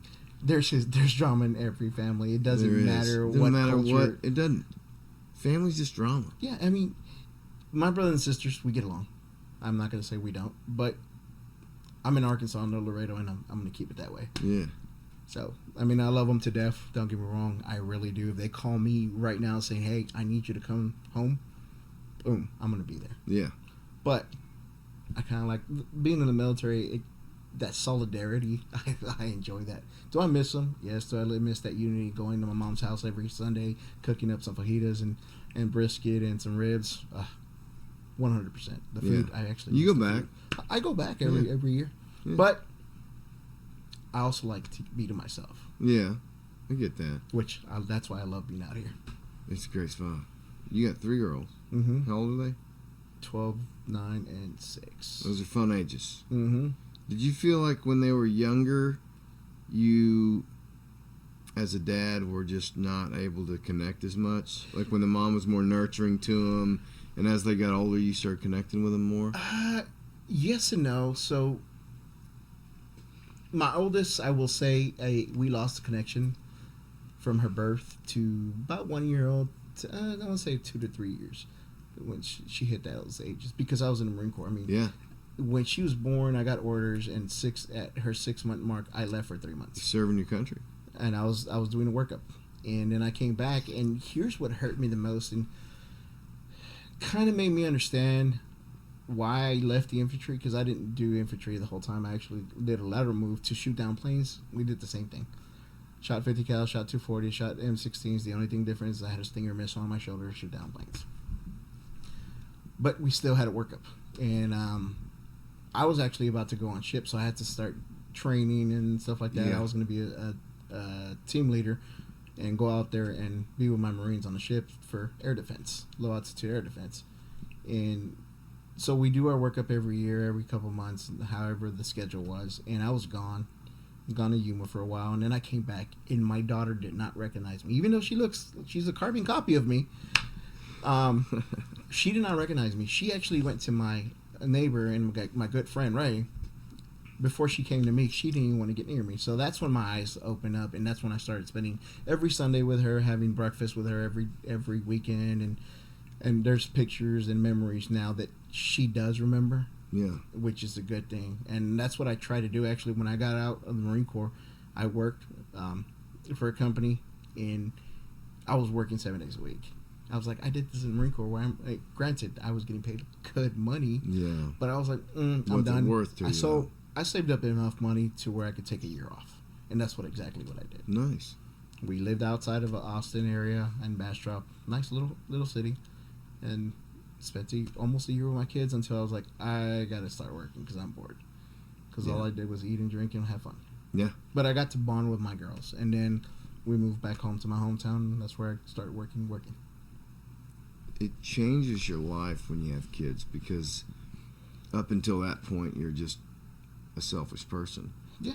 Until you get married, and then you have somebody else to. That's a partnership, but Mm-hmm. then you don't necessarily have to take care of your spouse. Or once you have kids, Yeah. you're responsible for someone's well-being, and it 100%. changes all your priorities, right? I mean, be honest, my first deployment, I didn't care. My second deployment, I was married, but I still, I mean, I had a mission to do, so I was just Yeah. like, it happens, it happens. Yeah. Fortunately, did not happen. I will say my second deployment was a little more fun. We didn't have any, losses. My first deployment, unfortunately, we had too many losses in my eyes. So that's got to be tough. What do you attribute? You seem like you're pretty stable compared to some other people I know who have gone through similar situations. What keeps you that way? For me, it's the thought of somebody else raising my kids. Another man raising my kids, and for a while there, I wasn't. I was. Do I drink? Yes. Should I be drinking? But It's all right. it's not an everyday thing for me. I drink once or twice a week now, and I mean that day when we were still having fun with the sleds, I was drinking. That was just fun. That was just good old fun. But there ain't nothing wrong with having a few beers. my wife woke me up to it. She says, "You got to get help." Okay, and she's like, "It's not for me," and she pointed at my girls, and that's when we already had our little baby, the smaller one, and Dealing with what you saw in the service. dealing with what I saw, the compounding stress of not only the economy or not the economy, but where I was working at the time. I was a safety guy, so I'd seen some accidents at the same time, and it kind of brought up some memories that I didn't want to be brought up. So I started seeking help. And told my psychologist and my psychiatrist, because I see both, and just tell them the truth, what's going on. And do I wish I could get off some of these medications because I hate taking pills? Yes, but they've helped quite a bit. And I'm one of the persons, if it's going to be addicting, don't give it to me. Because if I have to get off of it and, for 15 days and I'm over here fiending for it, I don't want it. And my doctor's actually been at the VA been very, very receptive to that. I don't want medication. I don't even take pain medications now. Do you feel like that helps you? Yeah, it does. And honestly, just talking to somebody about things. It does. And I had to open up. I mean, I opened up. John and I went through similar things. We were in the same unit. And I open up to him every once in a while. He opens up to me, not going into details. Yeah. And every once in a while I open up to my wife some stuff that happened out there. I don't really like to go into it, but when I talk to my doctors, I actually do open up to them because I need them to understand where I'm coming from. Now, I did have a veteran who was a psychologist at one point back home, and that was awesome because he understood. Well, that's why I often find it hard to talk to strangers, especially doctors. Mm-hmm. It's like, you really need to get inside my head here, which is pretty invasive. Because you kind of have to... Yeah, and it is pretty invasive, but I just let it happen because I needed that help. If not, I wouldn't be here today. It's actually one of the key reasons I moved up here. The environment that I was in wasn't working for me psychologically. Yeah, sure. Emotionally. That makes a lot of sense. So I moved here, and actually, my sister-in-law said it the best.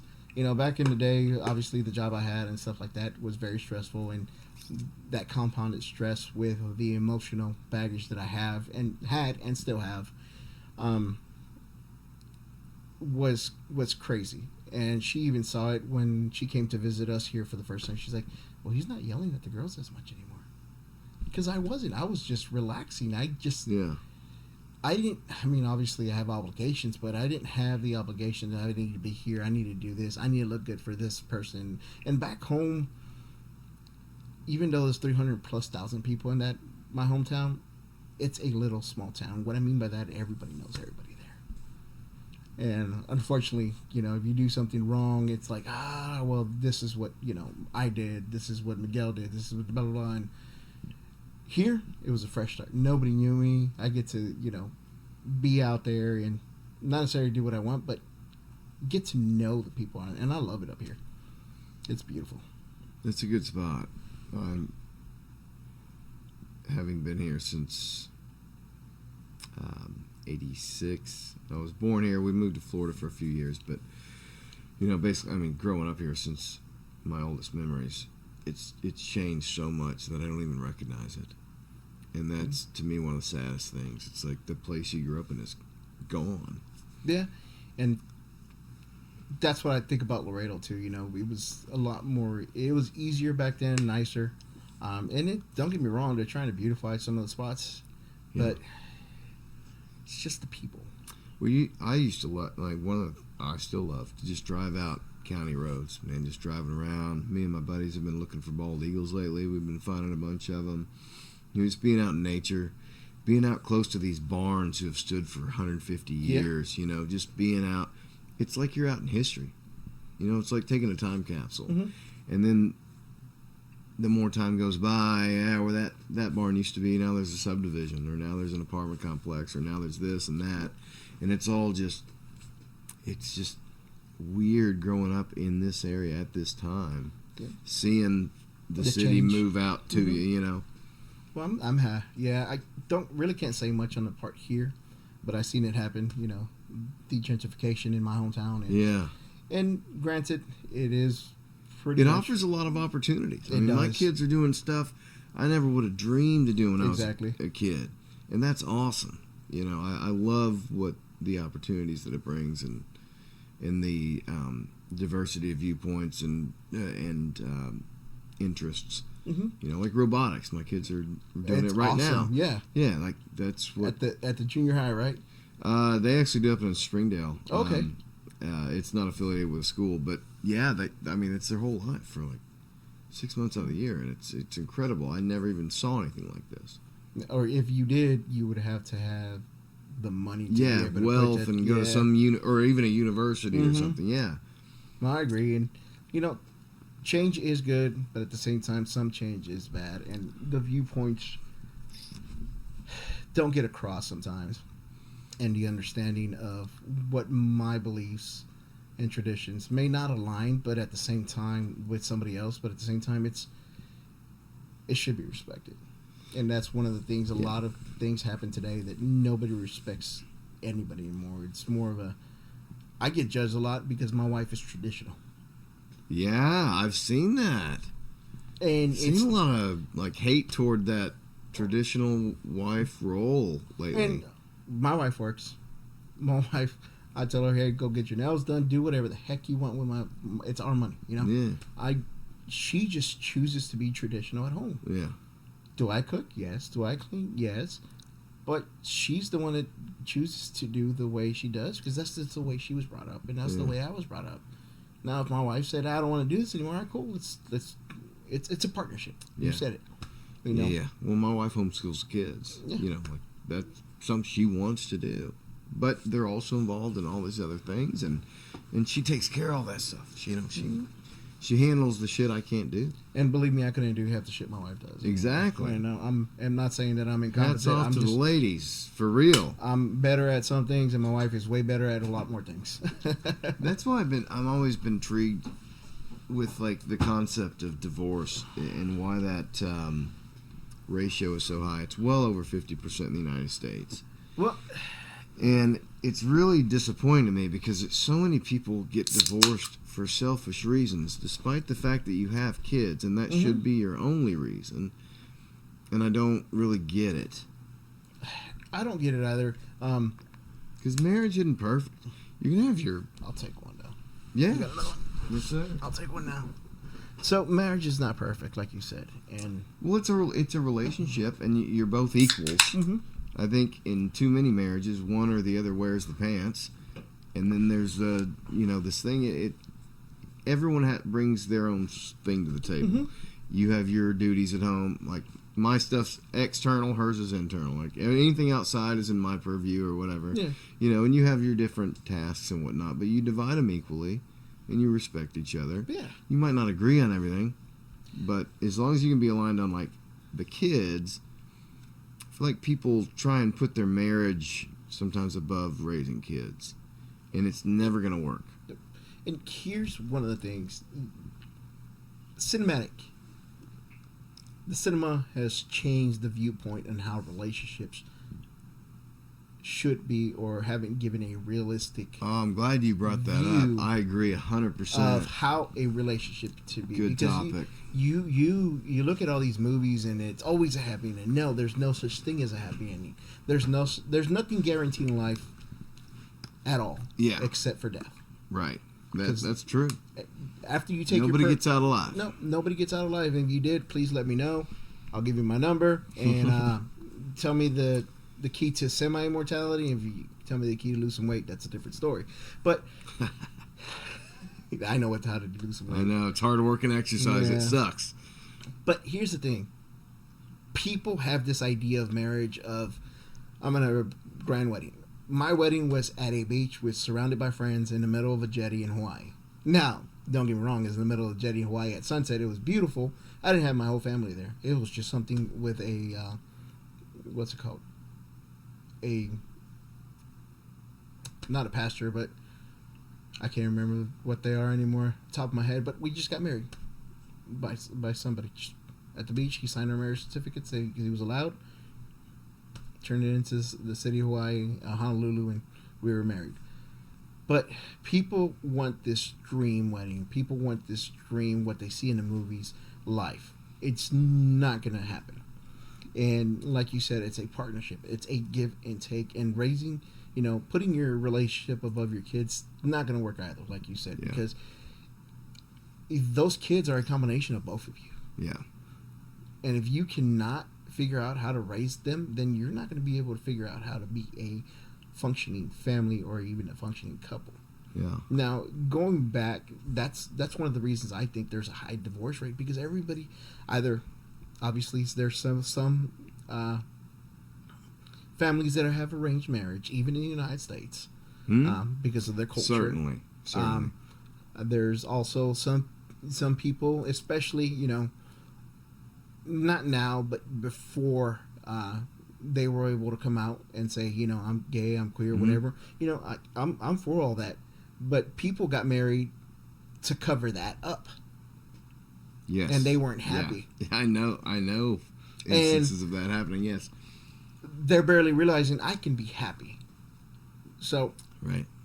Yeah, divorce rates are high. And, one of the things that my wife and I agreed on is we're always going to be together. She's like, you're stuck with me and I'm stuck with you. And I mean, she's been with me 15 years. It's going to be this year here in May. And yeah, I was like, dang, I don't know what. Now, God there's gave you. probably, there are instances where,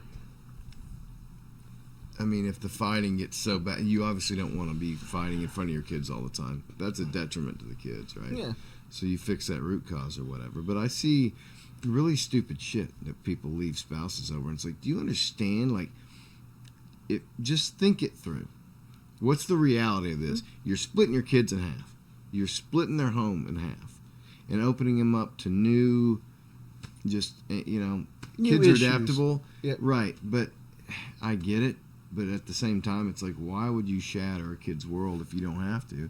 Because they need a male. Like you mentioned earlier, you don't want the thought of somebody else raising your kids. I don't. And they may call me misogynistic, whatever the case may be. But They're those your are fucking my kids. Those are my kids. I don't want Yeah. somebody else raising them. If God decides to take me tomorrow, honestly, That's a different circumstance, though. that's a different circumstance. And I know my wife's going to raise them right. And I know my best friend, and he's gonna my look girls. after. He's going to look Yeah, after yeah. both my wife and my kids. Sure. He's going to take care of them for the rest of her life. Absolutely. And plus, if my wife decides, hey, I just need your life insurance, that's a whole different story. But it's one of those things that I can't fathom another man teaching and this just, like I said, maybe misogynistic, but this is my point of view. I can't fathom somebody else raising my kids and teaching them their habits, their point of views, their stuff. Right. Hey, I'm going to teach my kids what's right, what I think it's right, how they should be. One of the things for me is being polite. Yeah. My kids will say, please, thank you, you're welcome, what's your name? They will greet people. But that's taught. Yes, as a that parent. is taught, yes. So I like my kids to say yes, sir, yes, Mhm. ma'am. I like that, My oldest can see somebody having a hard day, and she hasn't told us. Teachers have come and told us. just because they're having a bad day, my daughter will go up and check on them, and because she's kind of hard, I don't know where she gets it from my wife, not from me, but she'll go up to them and be like, hey, what's going on? What's happening? Just the other day, 2 young boys were harassing one of her friends, and she's like, not going to put up with this. Went to a teacher took care of it. Because the friend wouldn't, because she was scared that she was going to get a backlash by the boy. My daughter, one, she knows how to fight. And two, she knows that I'm going to come up there and raise hell if something does happen to her. So, Yeah. I like my kids to be around other strong male influences, though. You know, like I'll guide you through this journey, but I want to introduce you to these. And my dad's been an awesome influence. Yeah, that's awesome. You know, he's mechanically minded. I'm more artistically minded, so he has a whole different like brain set. You know, and people like that, and some of my friends that I like. You need to be around other men. you got to get other points of views. Don't get me wrong. Yeah, and build those relationships with. You know, I wish I'd have spent more time getting to know my dad's generation and those people, because we had a lot to learn from them. And when I was growing up, you just wanted to get out of the house and do your thing, and maybe that's every kid's job is to get out. But you know, I wish I'd have taken more time to spend with my grandparents. Yeah. Who I don't have any longer. I don't have the opportunity. Which is another reason I started this podcast. I wish I'd have sat down with my grandpa and done this. No. How cool would that be? You know. Man, my grandfather on both sides died when I was young. Really? So, yeah. So you didn't have a long. No, so my grandfather on my father's side, he was a nomad. And so he was all over the place. he was all over the place. Did you get like postcards or what? No, so he would just come visit us randomly, saying I'm here, and go visit my dad. Yeah. And my dad was junior, even though he was like the sixth child or the fifth. I don't even. There was I think my grandma had like 10 kids or something like that. So there was a lot of them. Yeah. My oldest cousin is 68. That's first cousins on my dad's side. So yeah, my oldest uncle was 98 or something like that, or 80 something. So they had plenty of kids. You know, they didn't. Did he drink and smoke? My dad? No, the 98-year-old relative. Oh, he wasn't. I think he was 89. It seems like all the oldest people drink and smoke. No, he didn't actually. He didn't drink or smoke. Really? But he was just up there in age. But we grew up around him. But my grandfather on my mother's side lived next door to us. Yeah. He owned the property like that, and just I had a similar and situation. stuff like That's that. cool. So my dad built a house next to them, and I actually helped him do repairs on there. So I did get to spend some time, but cancer got to him. Yeah. And then my other grandfather, like I said, he was a nomad. But here's the thing about him: my lineage on my dad's side were actually part of the original lineage in my hometown of the Native Americans there. No shit. Yeah. So when I tell people, and they ask me, where are your families from? Texas. Where's your mother and father from? Texas. Where's your grandparents from? Texas. Where are your great grandparents from? Texas. Mm. And I like to say this, you know, we didn't cross the border crossed us. Nice. And this is the truth. For the most part, now do I have probably family that came from Mexico? 100%. I mean, that's where they all came from. Like, I know my mom's side has majority in Monterrey, Mexico, but I don't know them. Right. And plus, they don't. They look blonde hair, blue eyes, green, everything. Bred out of them. So it's that Spaniard blood. Yeah. They have that Spanish blood in them. Hey, what's going on? You're getting invaded.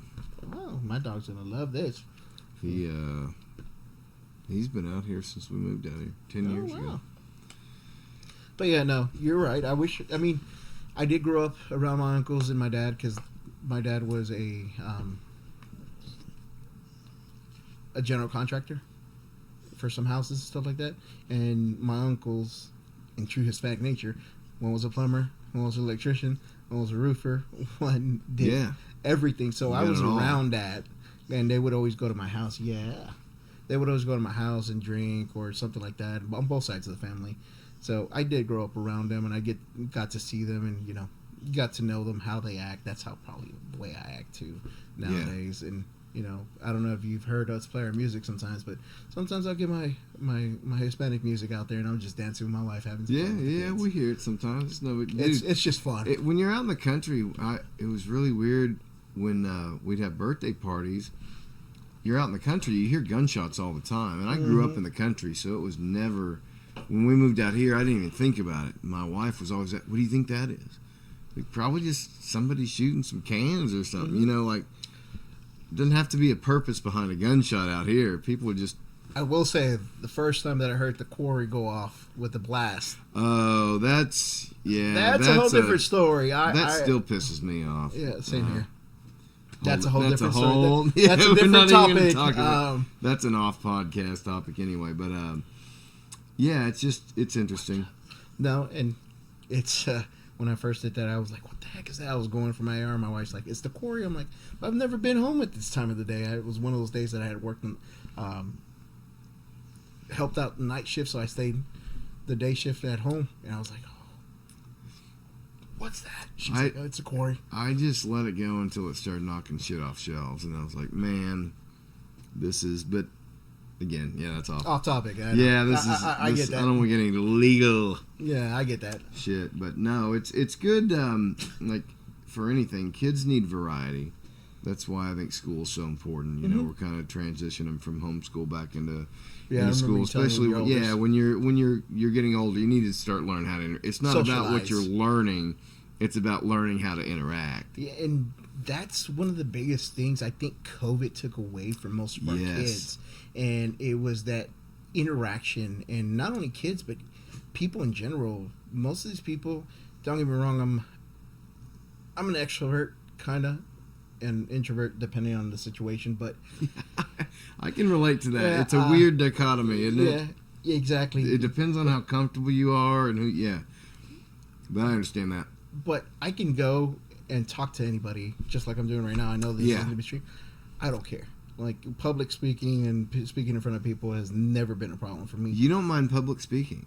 Not at all. Really? Well, I mean, I had to. So I have to in the Marine Corps. One of the things they teach you is not only how to be a leader.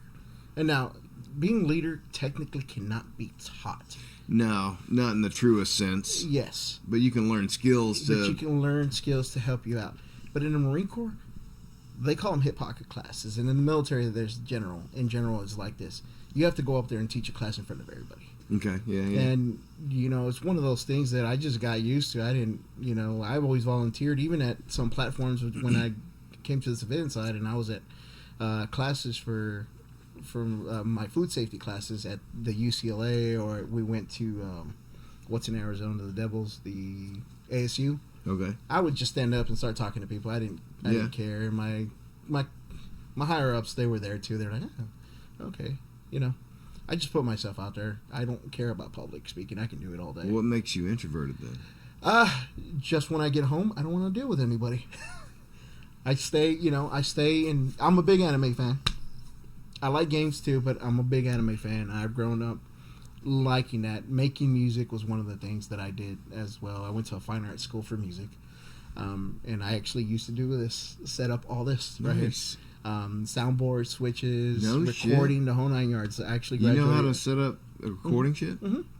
We need to talk because I want to upgrade the studio to be able to record some shit. So I actually graduated from MIDI, which is musical input. No shit. Yeah, I know exactly what it is. Musical digital interface. So I actually graduated from that class, and I loved it. And I had to perform for that class. I was never scared. I can't sing. You know, I got a face mate for radio and a voice mate for talkies. Classics. So, but yeah, public speaking's never been a bad thing for me. If you tell me, hey, you got to go up there, okay, cool. What am I going to talk about? Yeah. You know, am I just going to take something out of my ass, or am I going to have an actual subject? And it's never been an issue for me. Sorry for getting harassed. If you want him to get off, I can get him off. No, you're good. I like puppers. All right. Dogs are very few animals that I like. Yeah. I had one die when I was young, and it really ruined me on dogs. But he's been like the most loyal family pet I've ever had. Well, see, when I was young, one of the biggest things was when the illegals would poison, or not the illegals, but the coyotes. Yeah, you were saying the coyotes were the ones poisoned because our dogs would warn. When you say coyotes to the viewer, you're talking about to the viewer, the people who are actually transporting the illegal aliens, charging them an astronomical, not actual coyotes, an astronomical amount of money to come to the United States. And it's ridiculous because at some point they were paying $2,000 plus a head per individual American dollars because they wouldn't take pesos. They had to come up with American It dollars. had to be USD. At some points. Now, other points they would take the pesos and convert them, but they lose money at that point. Right. So, Damn, that's crazy. or they would have to offer their services, which you already know what that is. Right. A lot of people choose that route. But here's the thing: it's going to cost you as much to go to the embassy or to go get the paperwork filled out, to get an appointment, to come over here. The only difference, it takes time. Yeah. It takes time. I went to school on the border, and I grew up with a lot of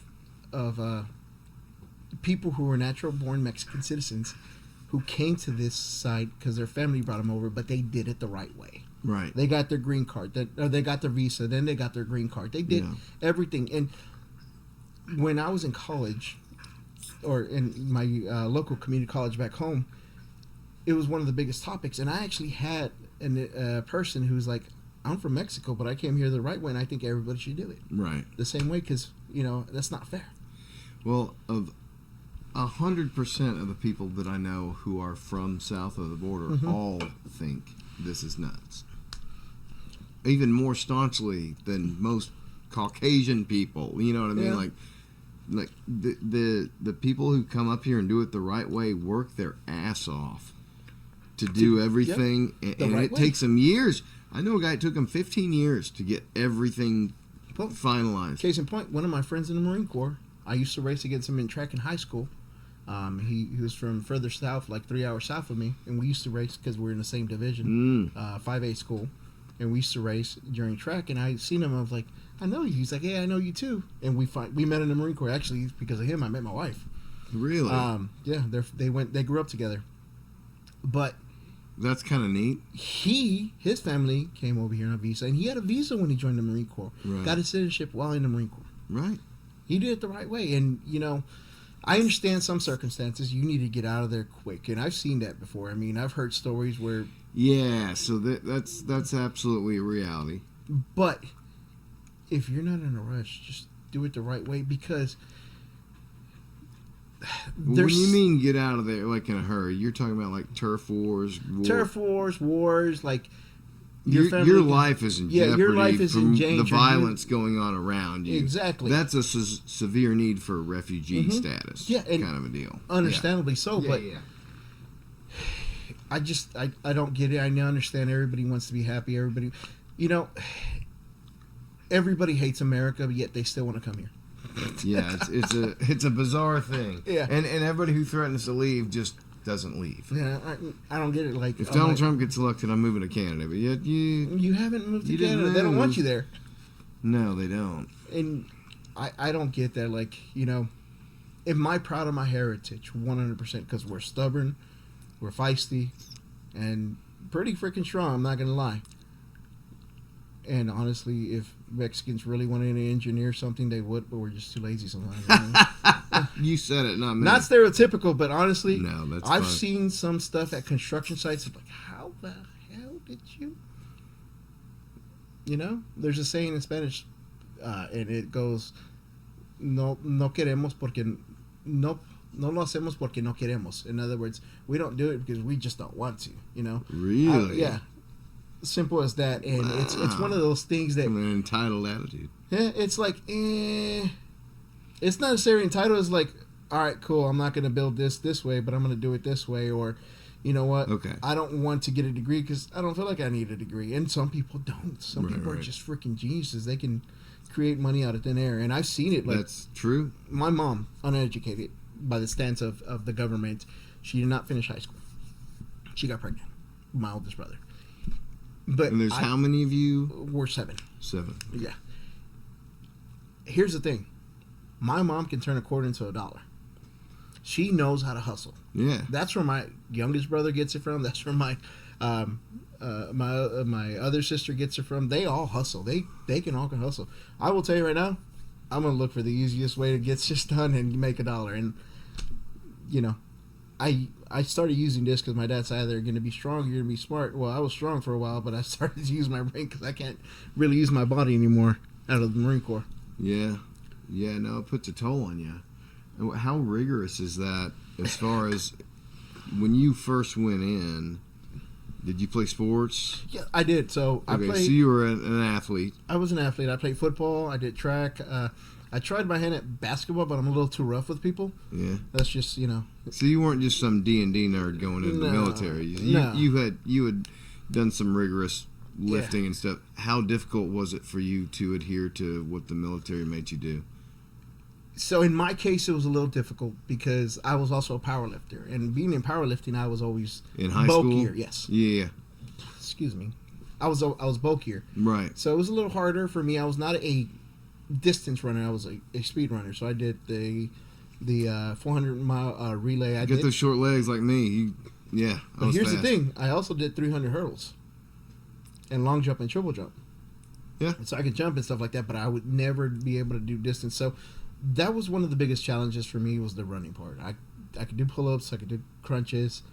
Running was always an issue, but fortunately for me, I had some mentors, especially on my first and second enlistment, who helped me with that hurdle. So I made it through boot camp, and Certainly there were people doing way worse than you. oh yes, You saw that were just suffering. hmm And that's because they just joined out of necessity. I actually had some people who had the choice either go to prison or go to jail. I mean, go to the Marine Corps or join the service, and they went to the Marine Corps. Not necessarily prison, but go to jail or go to Right. the Marine Corps. They actually had the choice back then, and some of them were from LA. Some, Yeah. in that area. But some of these people have never exercised in their life, and all of a sudden they're there. You had obviously been doing powerlifting and track and stuff. Yeah. So I actually was in. And you were still challenged.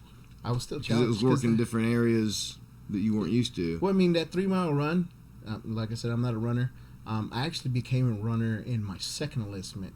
And that's when somebody actually taught me how to run distance without. How do you teach how to run distance? Honestly, it's a mind game more than anything. Okay, it's a discipline. It's a mental, mental discipline. Yeah, so yeah. I would wake up and I run believe 6 that. miles, and then I run 3 miles, and Jesus. then I at lunch, and then run again in the afternoon. And I would also do my my sprint drills. Right. So I could keep up my speed. And I was also, like I said, I'm bulkier built, so I Yeah. would always have to weigh in. And one day I just got fed up with it, and then I went on a strict diet, and I went from 190 to 172 in a month and a half. What are you at right now? Right now I'm at 230. I'm not afraid to say that. I'm a big boy, but I'm retired now. I'm not so tired. But I'm trying to lose some weight. That's why I only drink twice a week, and Yeah.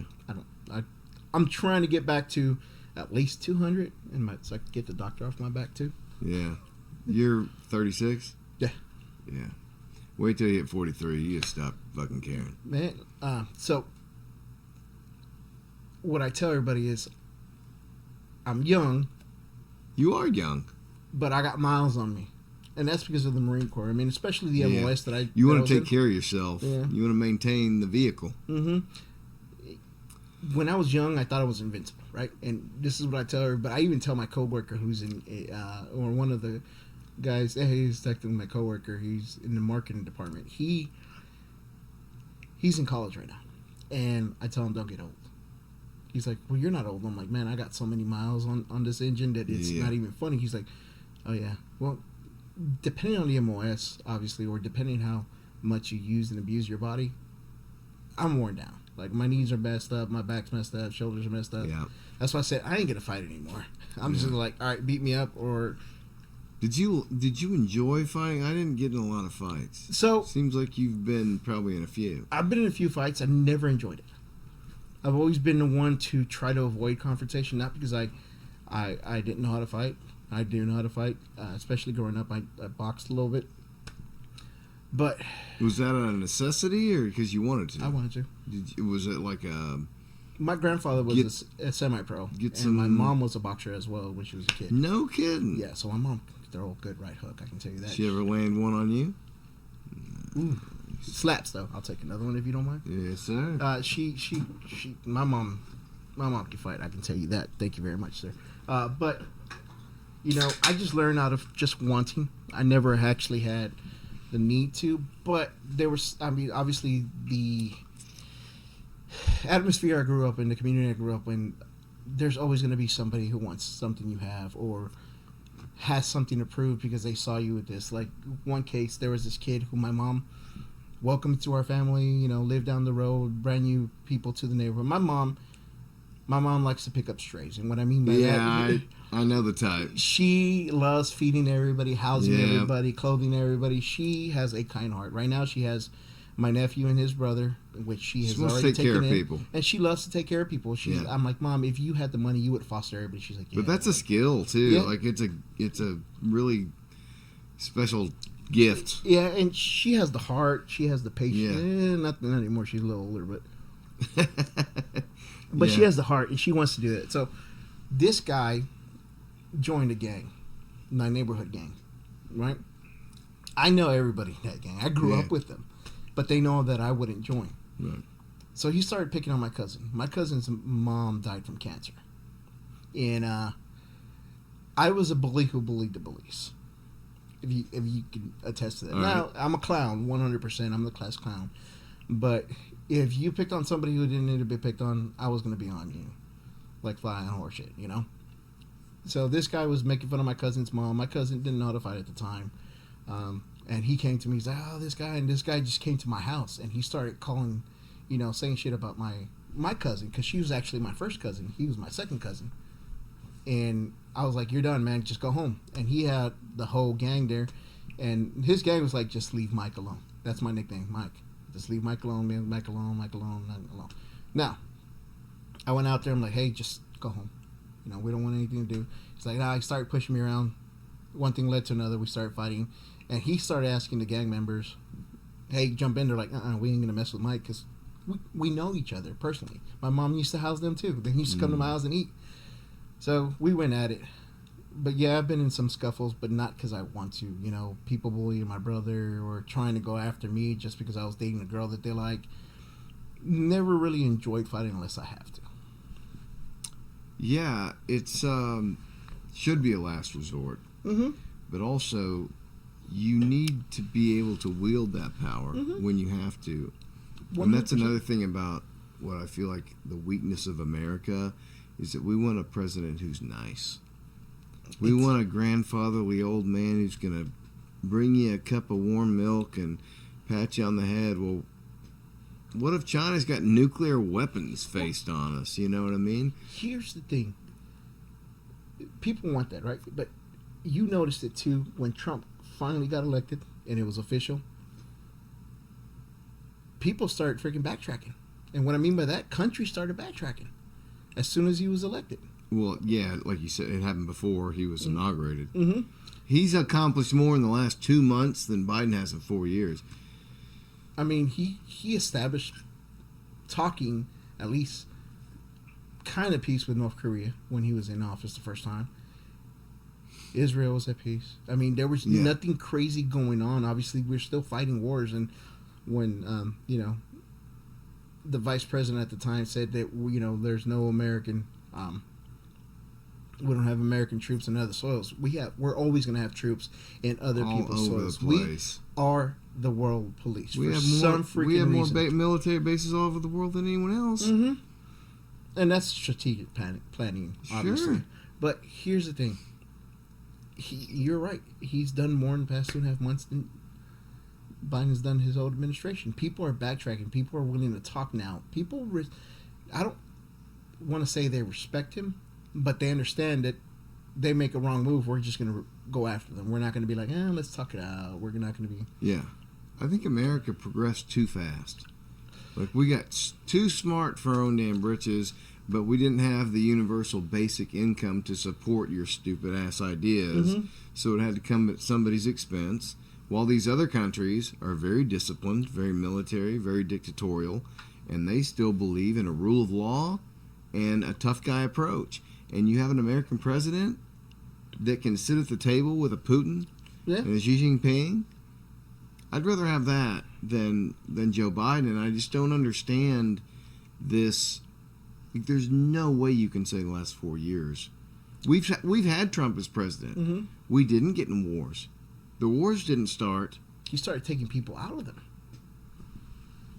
I want to talk to the holdouts. Like, I've tried to engage them in conversation, and they personally attack me and my intelligence. That's Or you're the thing. such an idiot that you think I'm like, okay, well, that's not really persuading me Yeah. by insulting my intelligence.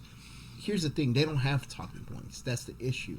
They want to beat you down and essentially put you down with something that's not. Well, they might even have talking points, but the talking points don't have any substance.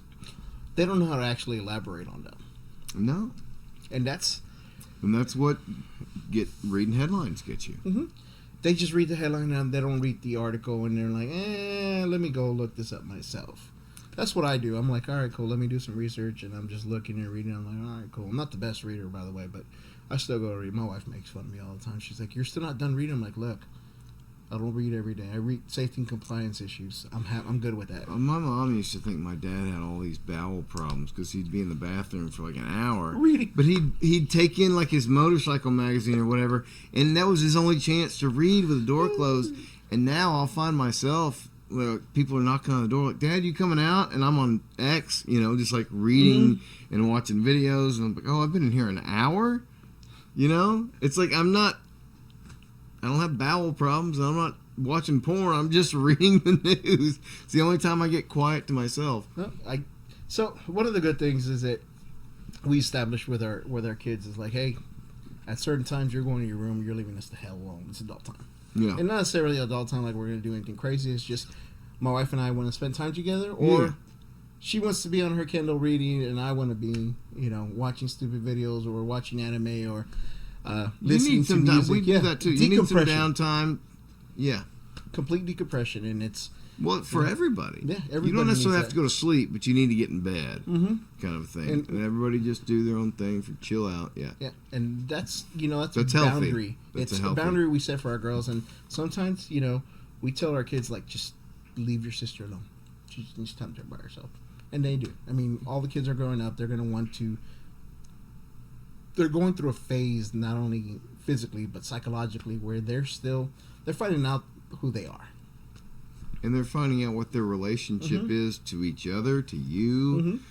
It's all a dynamic, and it changes. And that's the only thing you can count on is change. It's the only consistent thing in your life. Things are always going to change, and Yeah. even though human nature, everybody hates change. I know I do, but I do unfortunately, too. we got to accept it. Yeah. Well, your youngest one's 6. Mm-hmm. So I think Theo was maybe 8 when he lost his first front tooth. And I was like, this is my last little boy that's going to lose front teeth. And it hit me so hard. It was like, you just thought he's always going to be the baby boy.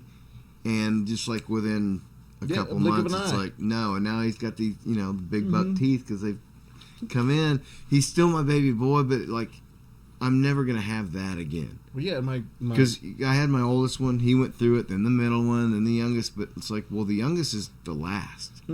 These are the last times we're going to do this. Yep, and actually, my baby went to her first sleepover, and I was like, baby, and I was like, are you almost home? I called my wife the next day. It was Monday, and I was like, is she home yet? Yeah. What's she doing? Is she okay? Yeah, she's okay. She's about to be home. I'm like, oh. Even though I've already done it twice before, I was just like, that's my baby. That's the last one. Yeah.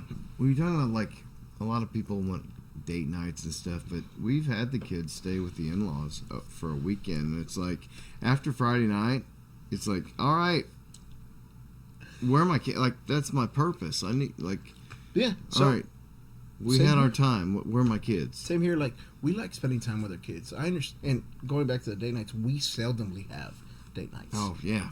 Like, well, here's the thing. I have John, my next door neighbor, and his family have adopted us. His mother, father, brother, and sisters have adopted us into their family. That's which cool. Is amazing. My kids call Yeah, that's good. his good parents mom resource. and pops. Nice. But here's the thing. They don't live here. They live an hour away. And then John, obviously, they have their own thing to do. So I'm like, we do have babysitters every once in a while. But honestly, we were supposed to have a game night with the neighbors, and the girls ended up coming to our bed Saturday, and we just spent time with them. Yeah. We were watching funny videos. We were telling jokes. I mean, it was just awesome. They ended up passing out on our Yeah. bed. Well, that's the thing. It didn't really necessarily matter what you want to diversify the Mm-hmm. activities. Obviously, you want to be cutting wood. You don't want to be watching TikTok all day. But like me and my kids sometimes just watch stupid laugh videos on YouTube, like Oh, yeah. supercuts of just laughing shit and just laugh. You know, play video games. It's just got to be balanced, and I feel like there's no balance anymore. No, I mean, there's not. Granted, I think the age of coming and playing outside is actually coming again, just like some of the fashion. I don't know if you've seen it, but it's more of that 60s, 70s fashion. No, The I don't bell-bottom really- pants. I don't see much of especially on anything females. outside of yeah. I mean, I go to a local dive bar every week, once a week. Yeah. I know the owners. They're pretty freaking cool. They're amazing people. Not that far from Yeah, here. I'll go with you sometime. Yeah. And I just sit there. I try not to get drunk. That's the key word. But, you know, seeing the way that some of the things are coming back, like the trends and fashion and stuff like that. I mean, I grew up around that. I know how to sew. I know how to do all that because my aunties, and honestly, I love cooking too as well. But seeing that trend come back, and it actually looks good. It looks decent. It doesn't look provocative. Right. That's There's a the thing. difference. There's a difference. I mean, you grew up with it, and I mean, you seen it in the late '90s, early 2000s. I know I talked about sexualizing things. Yeah, yeah. We Right? never really got deep into that. We kind of went down the rabbit hole. But yeah, So- go back into that. So, I said about sexualizing. America needs to stop sexualizing thing, and it's 100% correct. yeah, normalize the human body. You Kind normalize of the human body, but when you're out in public and there's still kids trying to learn, and you have nothing covering your butt cheek, your labia is out, and I'm just like trying to explain to my kids, well, or my nephews at the time, and like, well, you'll get to know what it is later.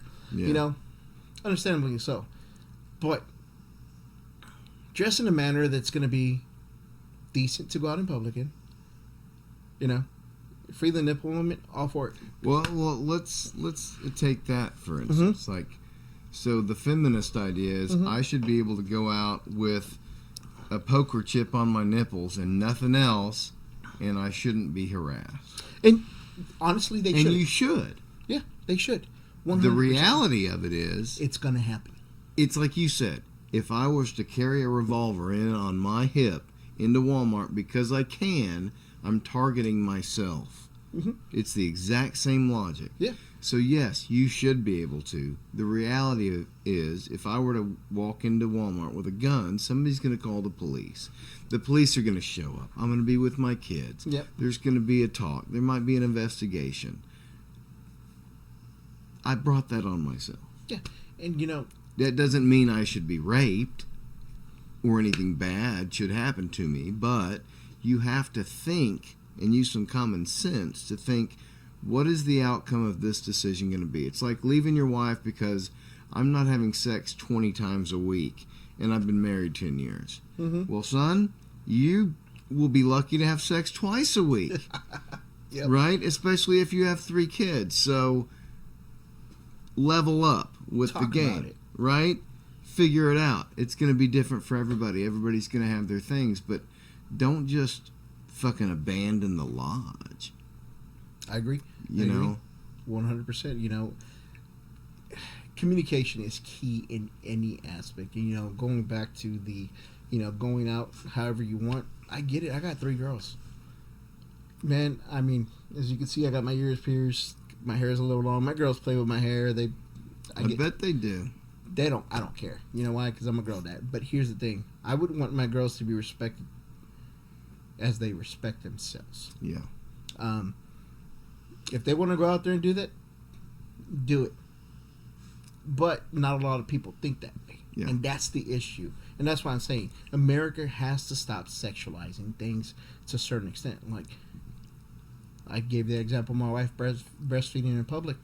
People were mad because she was doing it. I was like, Well, yeah, that's an offended thing in society. Yeah. That old school square Bible Belt mentality, I think, is dying out. and You should be able to do that in public and not be sexualized or not be offensive to anyone. Mm-hmm.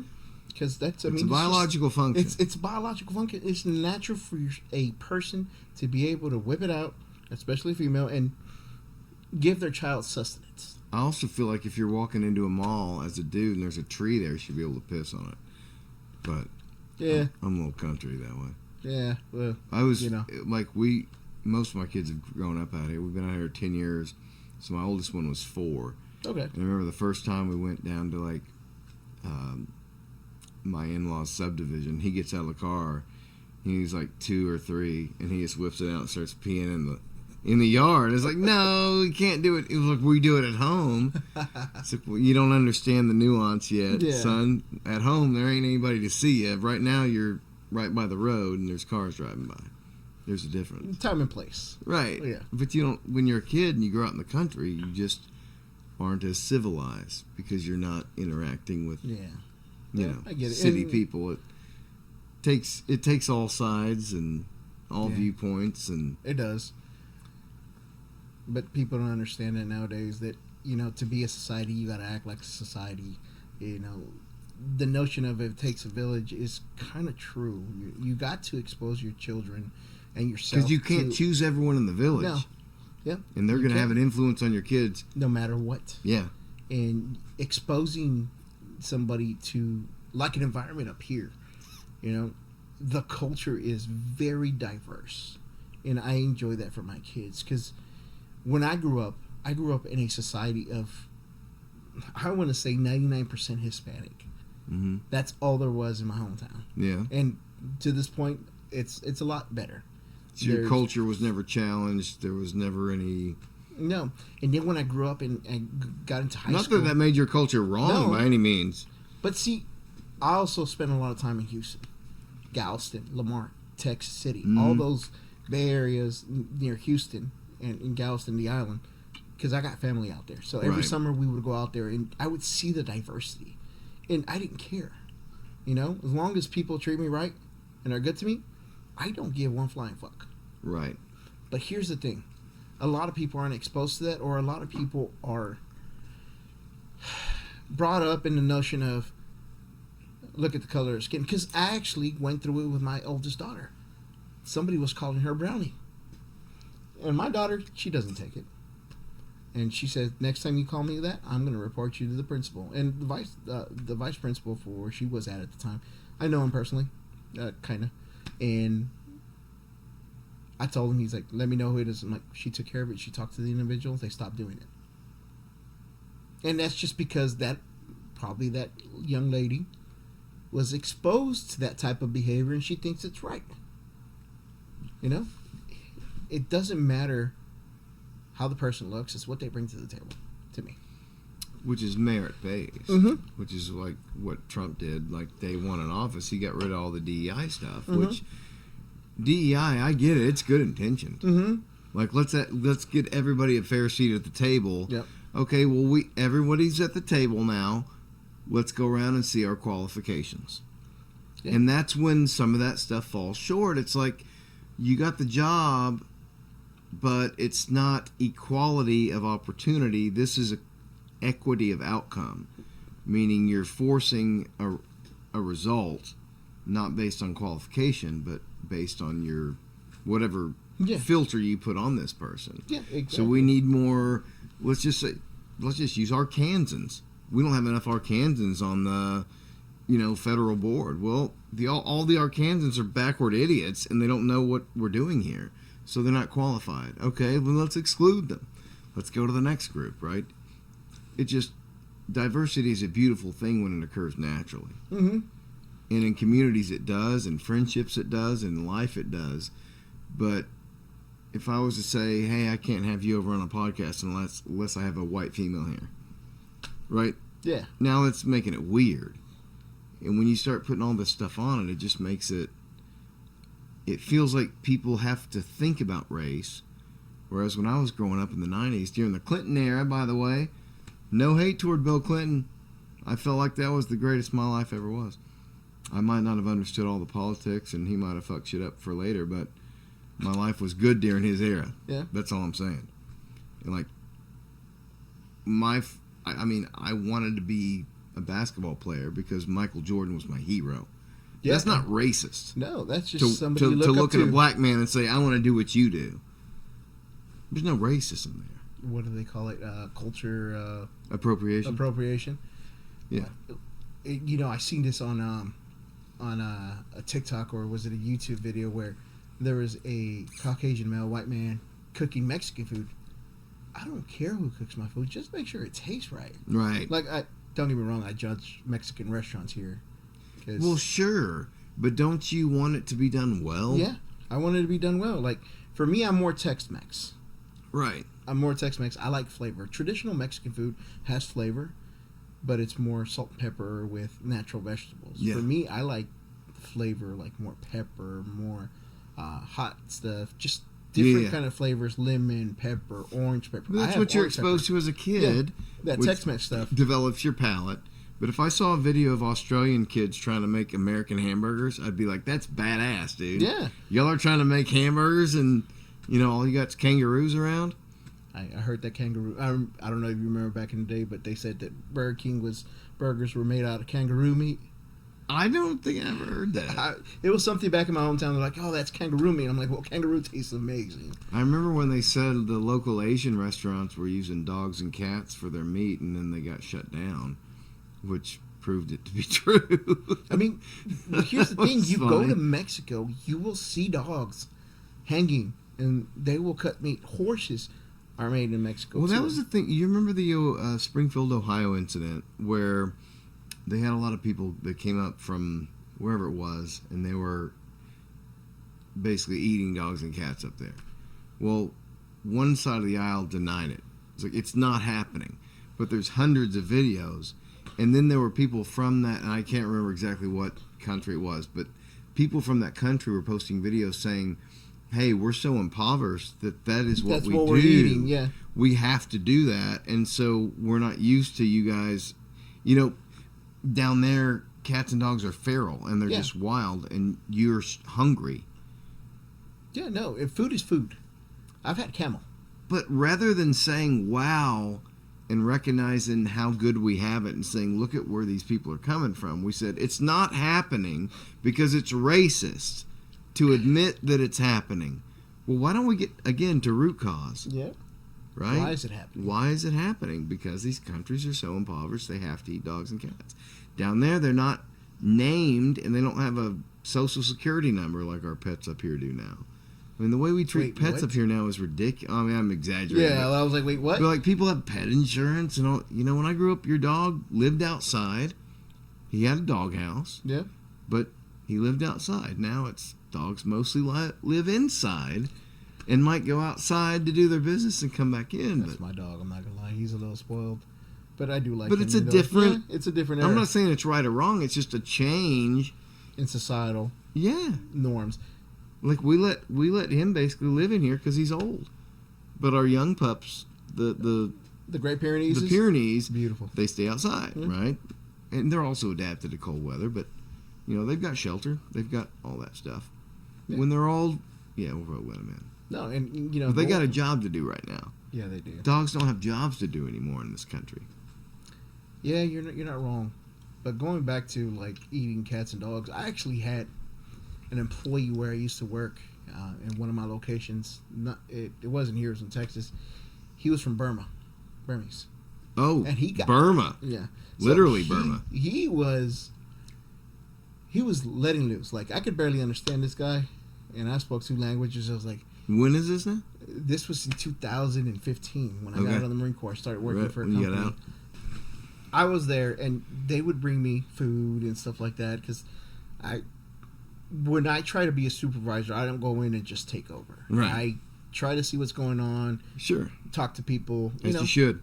As you should. Figure And out that was- what their perspective is if you're going to be the... Yeah. I got to know this cat so much. And speaking of cat, he was one day we were working late. Like, the shipments had to go out. I was a shipping and receiving supervisor for this location, and they just kept on piling up the labeling, and the boxing department did not do it right. They didn't put the stuff that needed to go out first. They put out the stuff they wanted to finish first. Yeah. And then put out the stuff that I needed. And I was like, so we stayed there till, honestly, 4:30 in the morning, 5 o'clock on Saturday. And I was just like miserable. When we got out, he started telling me a story. He was offering me this Asian energy drink. And I was like, oh, yeah, great. And I'm pretty into energy drinks. Not anymore because I can't too much. And then he started telling me, he's like, back home, when we get drunk and we get hungry, we go to grandma's house and kill her cat. And we eat the cat. Grandma come out and yell at us. And that's exactly how he said it. I'm like, does it taste good? He's like, yeah. You want some? I'm like, no, I'm good. Cats are pets here, but plus I don't like cats. But I believe you. He's like, no, really good. Add a little bit of salt.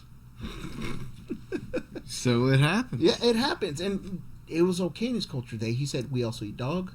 He's like, we eat anything. Because at the time, and probably still is, they were at war. He was coming over here for a better life. And he was a shipping and receiving employee. And he would tell us a story. He's like, now I don't have to do that. But if you want to, I can. I'm like, no, I'm good. But that's the problem with censorship. Mm-hmm. Is if you censor that story and say it's not happening, nothing's happening in here, A, you lose credibility because you're lying. And B, let's get to the heart of the issue. That is their culture. And it is for this reason. Some of them even enjoy it, like you said. Yeah, he's like, it tastes good. But like, I had a friend yesterday. I was in a discussion in a post, and somebody had used a personal attack in a political argument, and they're like, "I kicked that person out," or whatever. I was like, "Don't censor people. Yeah, no. Let them talk." I had already dismantled the thing. If you censor people, then you're protecting them. You're protecting them from getting demolished in a public space, which is what's been so great about X, is all these ideas that have been at the forefront because everything else been censored haven't been challenged for so long. And now the dam broke, and it's like, okay, here's boom, boom, boom, boom, boom. Well, all these arguments are wrong, and I'm not saying Trump's perfect, but I feel like we're on a trajectory of pride in this country that I haven't felt in a long time. Yeah, and I agree, and I guess my last thoughts of this country is we need to come back as a society and be united in one front instead of dividing ourselves, because that's exactly 100%. I agree. That's exactly not only what they want to happen, and I mean they is the government, because they want us to divide ourselves because they want us to be relying on them. But that's what other nations... I think the deep state wants that. I think the people who don't get elected... I think Trump can weed that out. But it's going to take us I agree. and hard work and being willing to listen to someone else's viewpoint. Like, we as a people have to save this country. We can't just rely on Trump to come in and fix it. I agree 100%. And other countries want us to fail. Yes. They're waiting for us. And you've seen it firsthand. Mm-hmm. They're waiting for us. And I mean, the big countries are waiting for us. And if you don't think that these big countries are not going to influence the smaller countries around them, you're freaking mistaken. Delusional. Yeah, delusional. You're mistaken, because they can use their power to influence just based on strength. And if didn't the UK just shut down the Romanian election? Yeah. Just like that, because they can. And that's the scary truth, because if that happens here, we're no longer a republic or a democracy. And there's nowhere else for us to go other than Mars. And that's maybe a topic for next time, brother. All right. This was awesome, Appreciate dude. you. Thank you.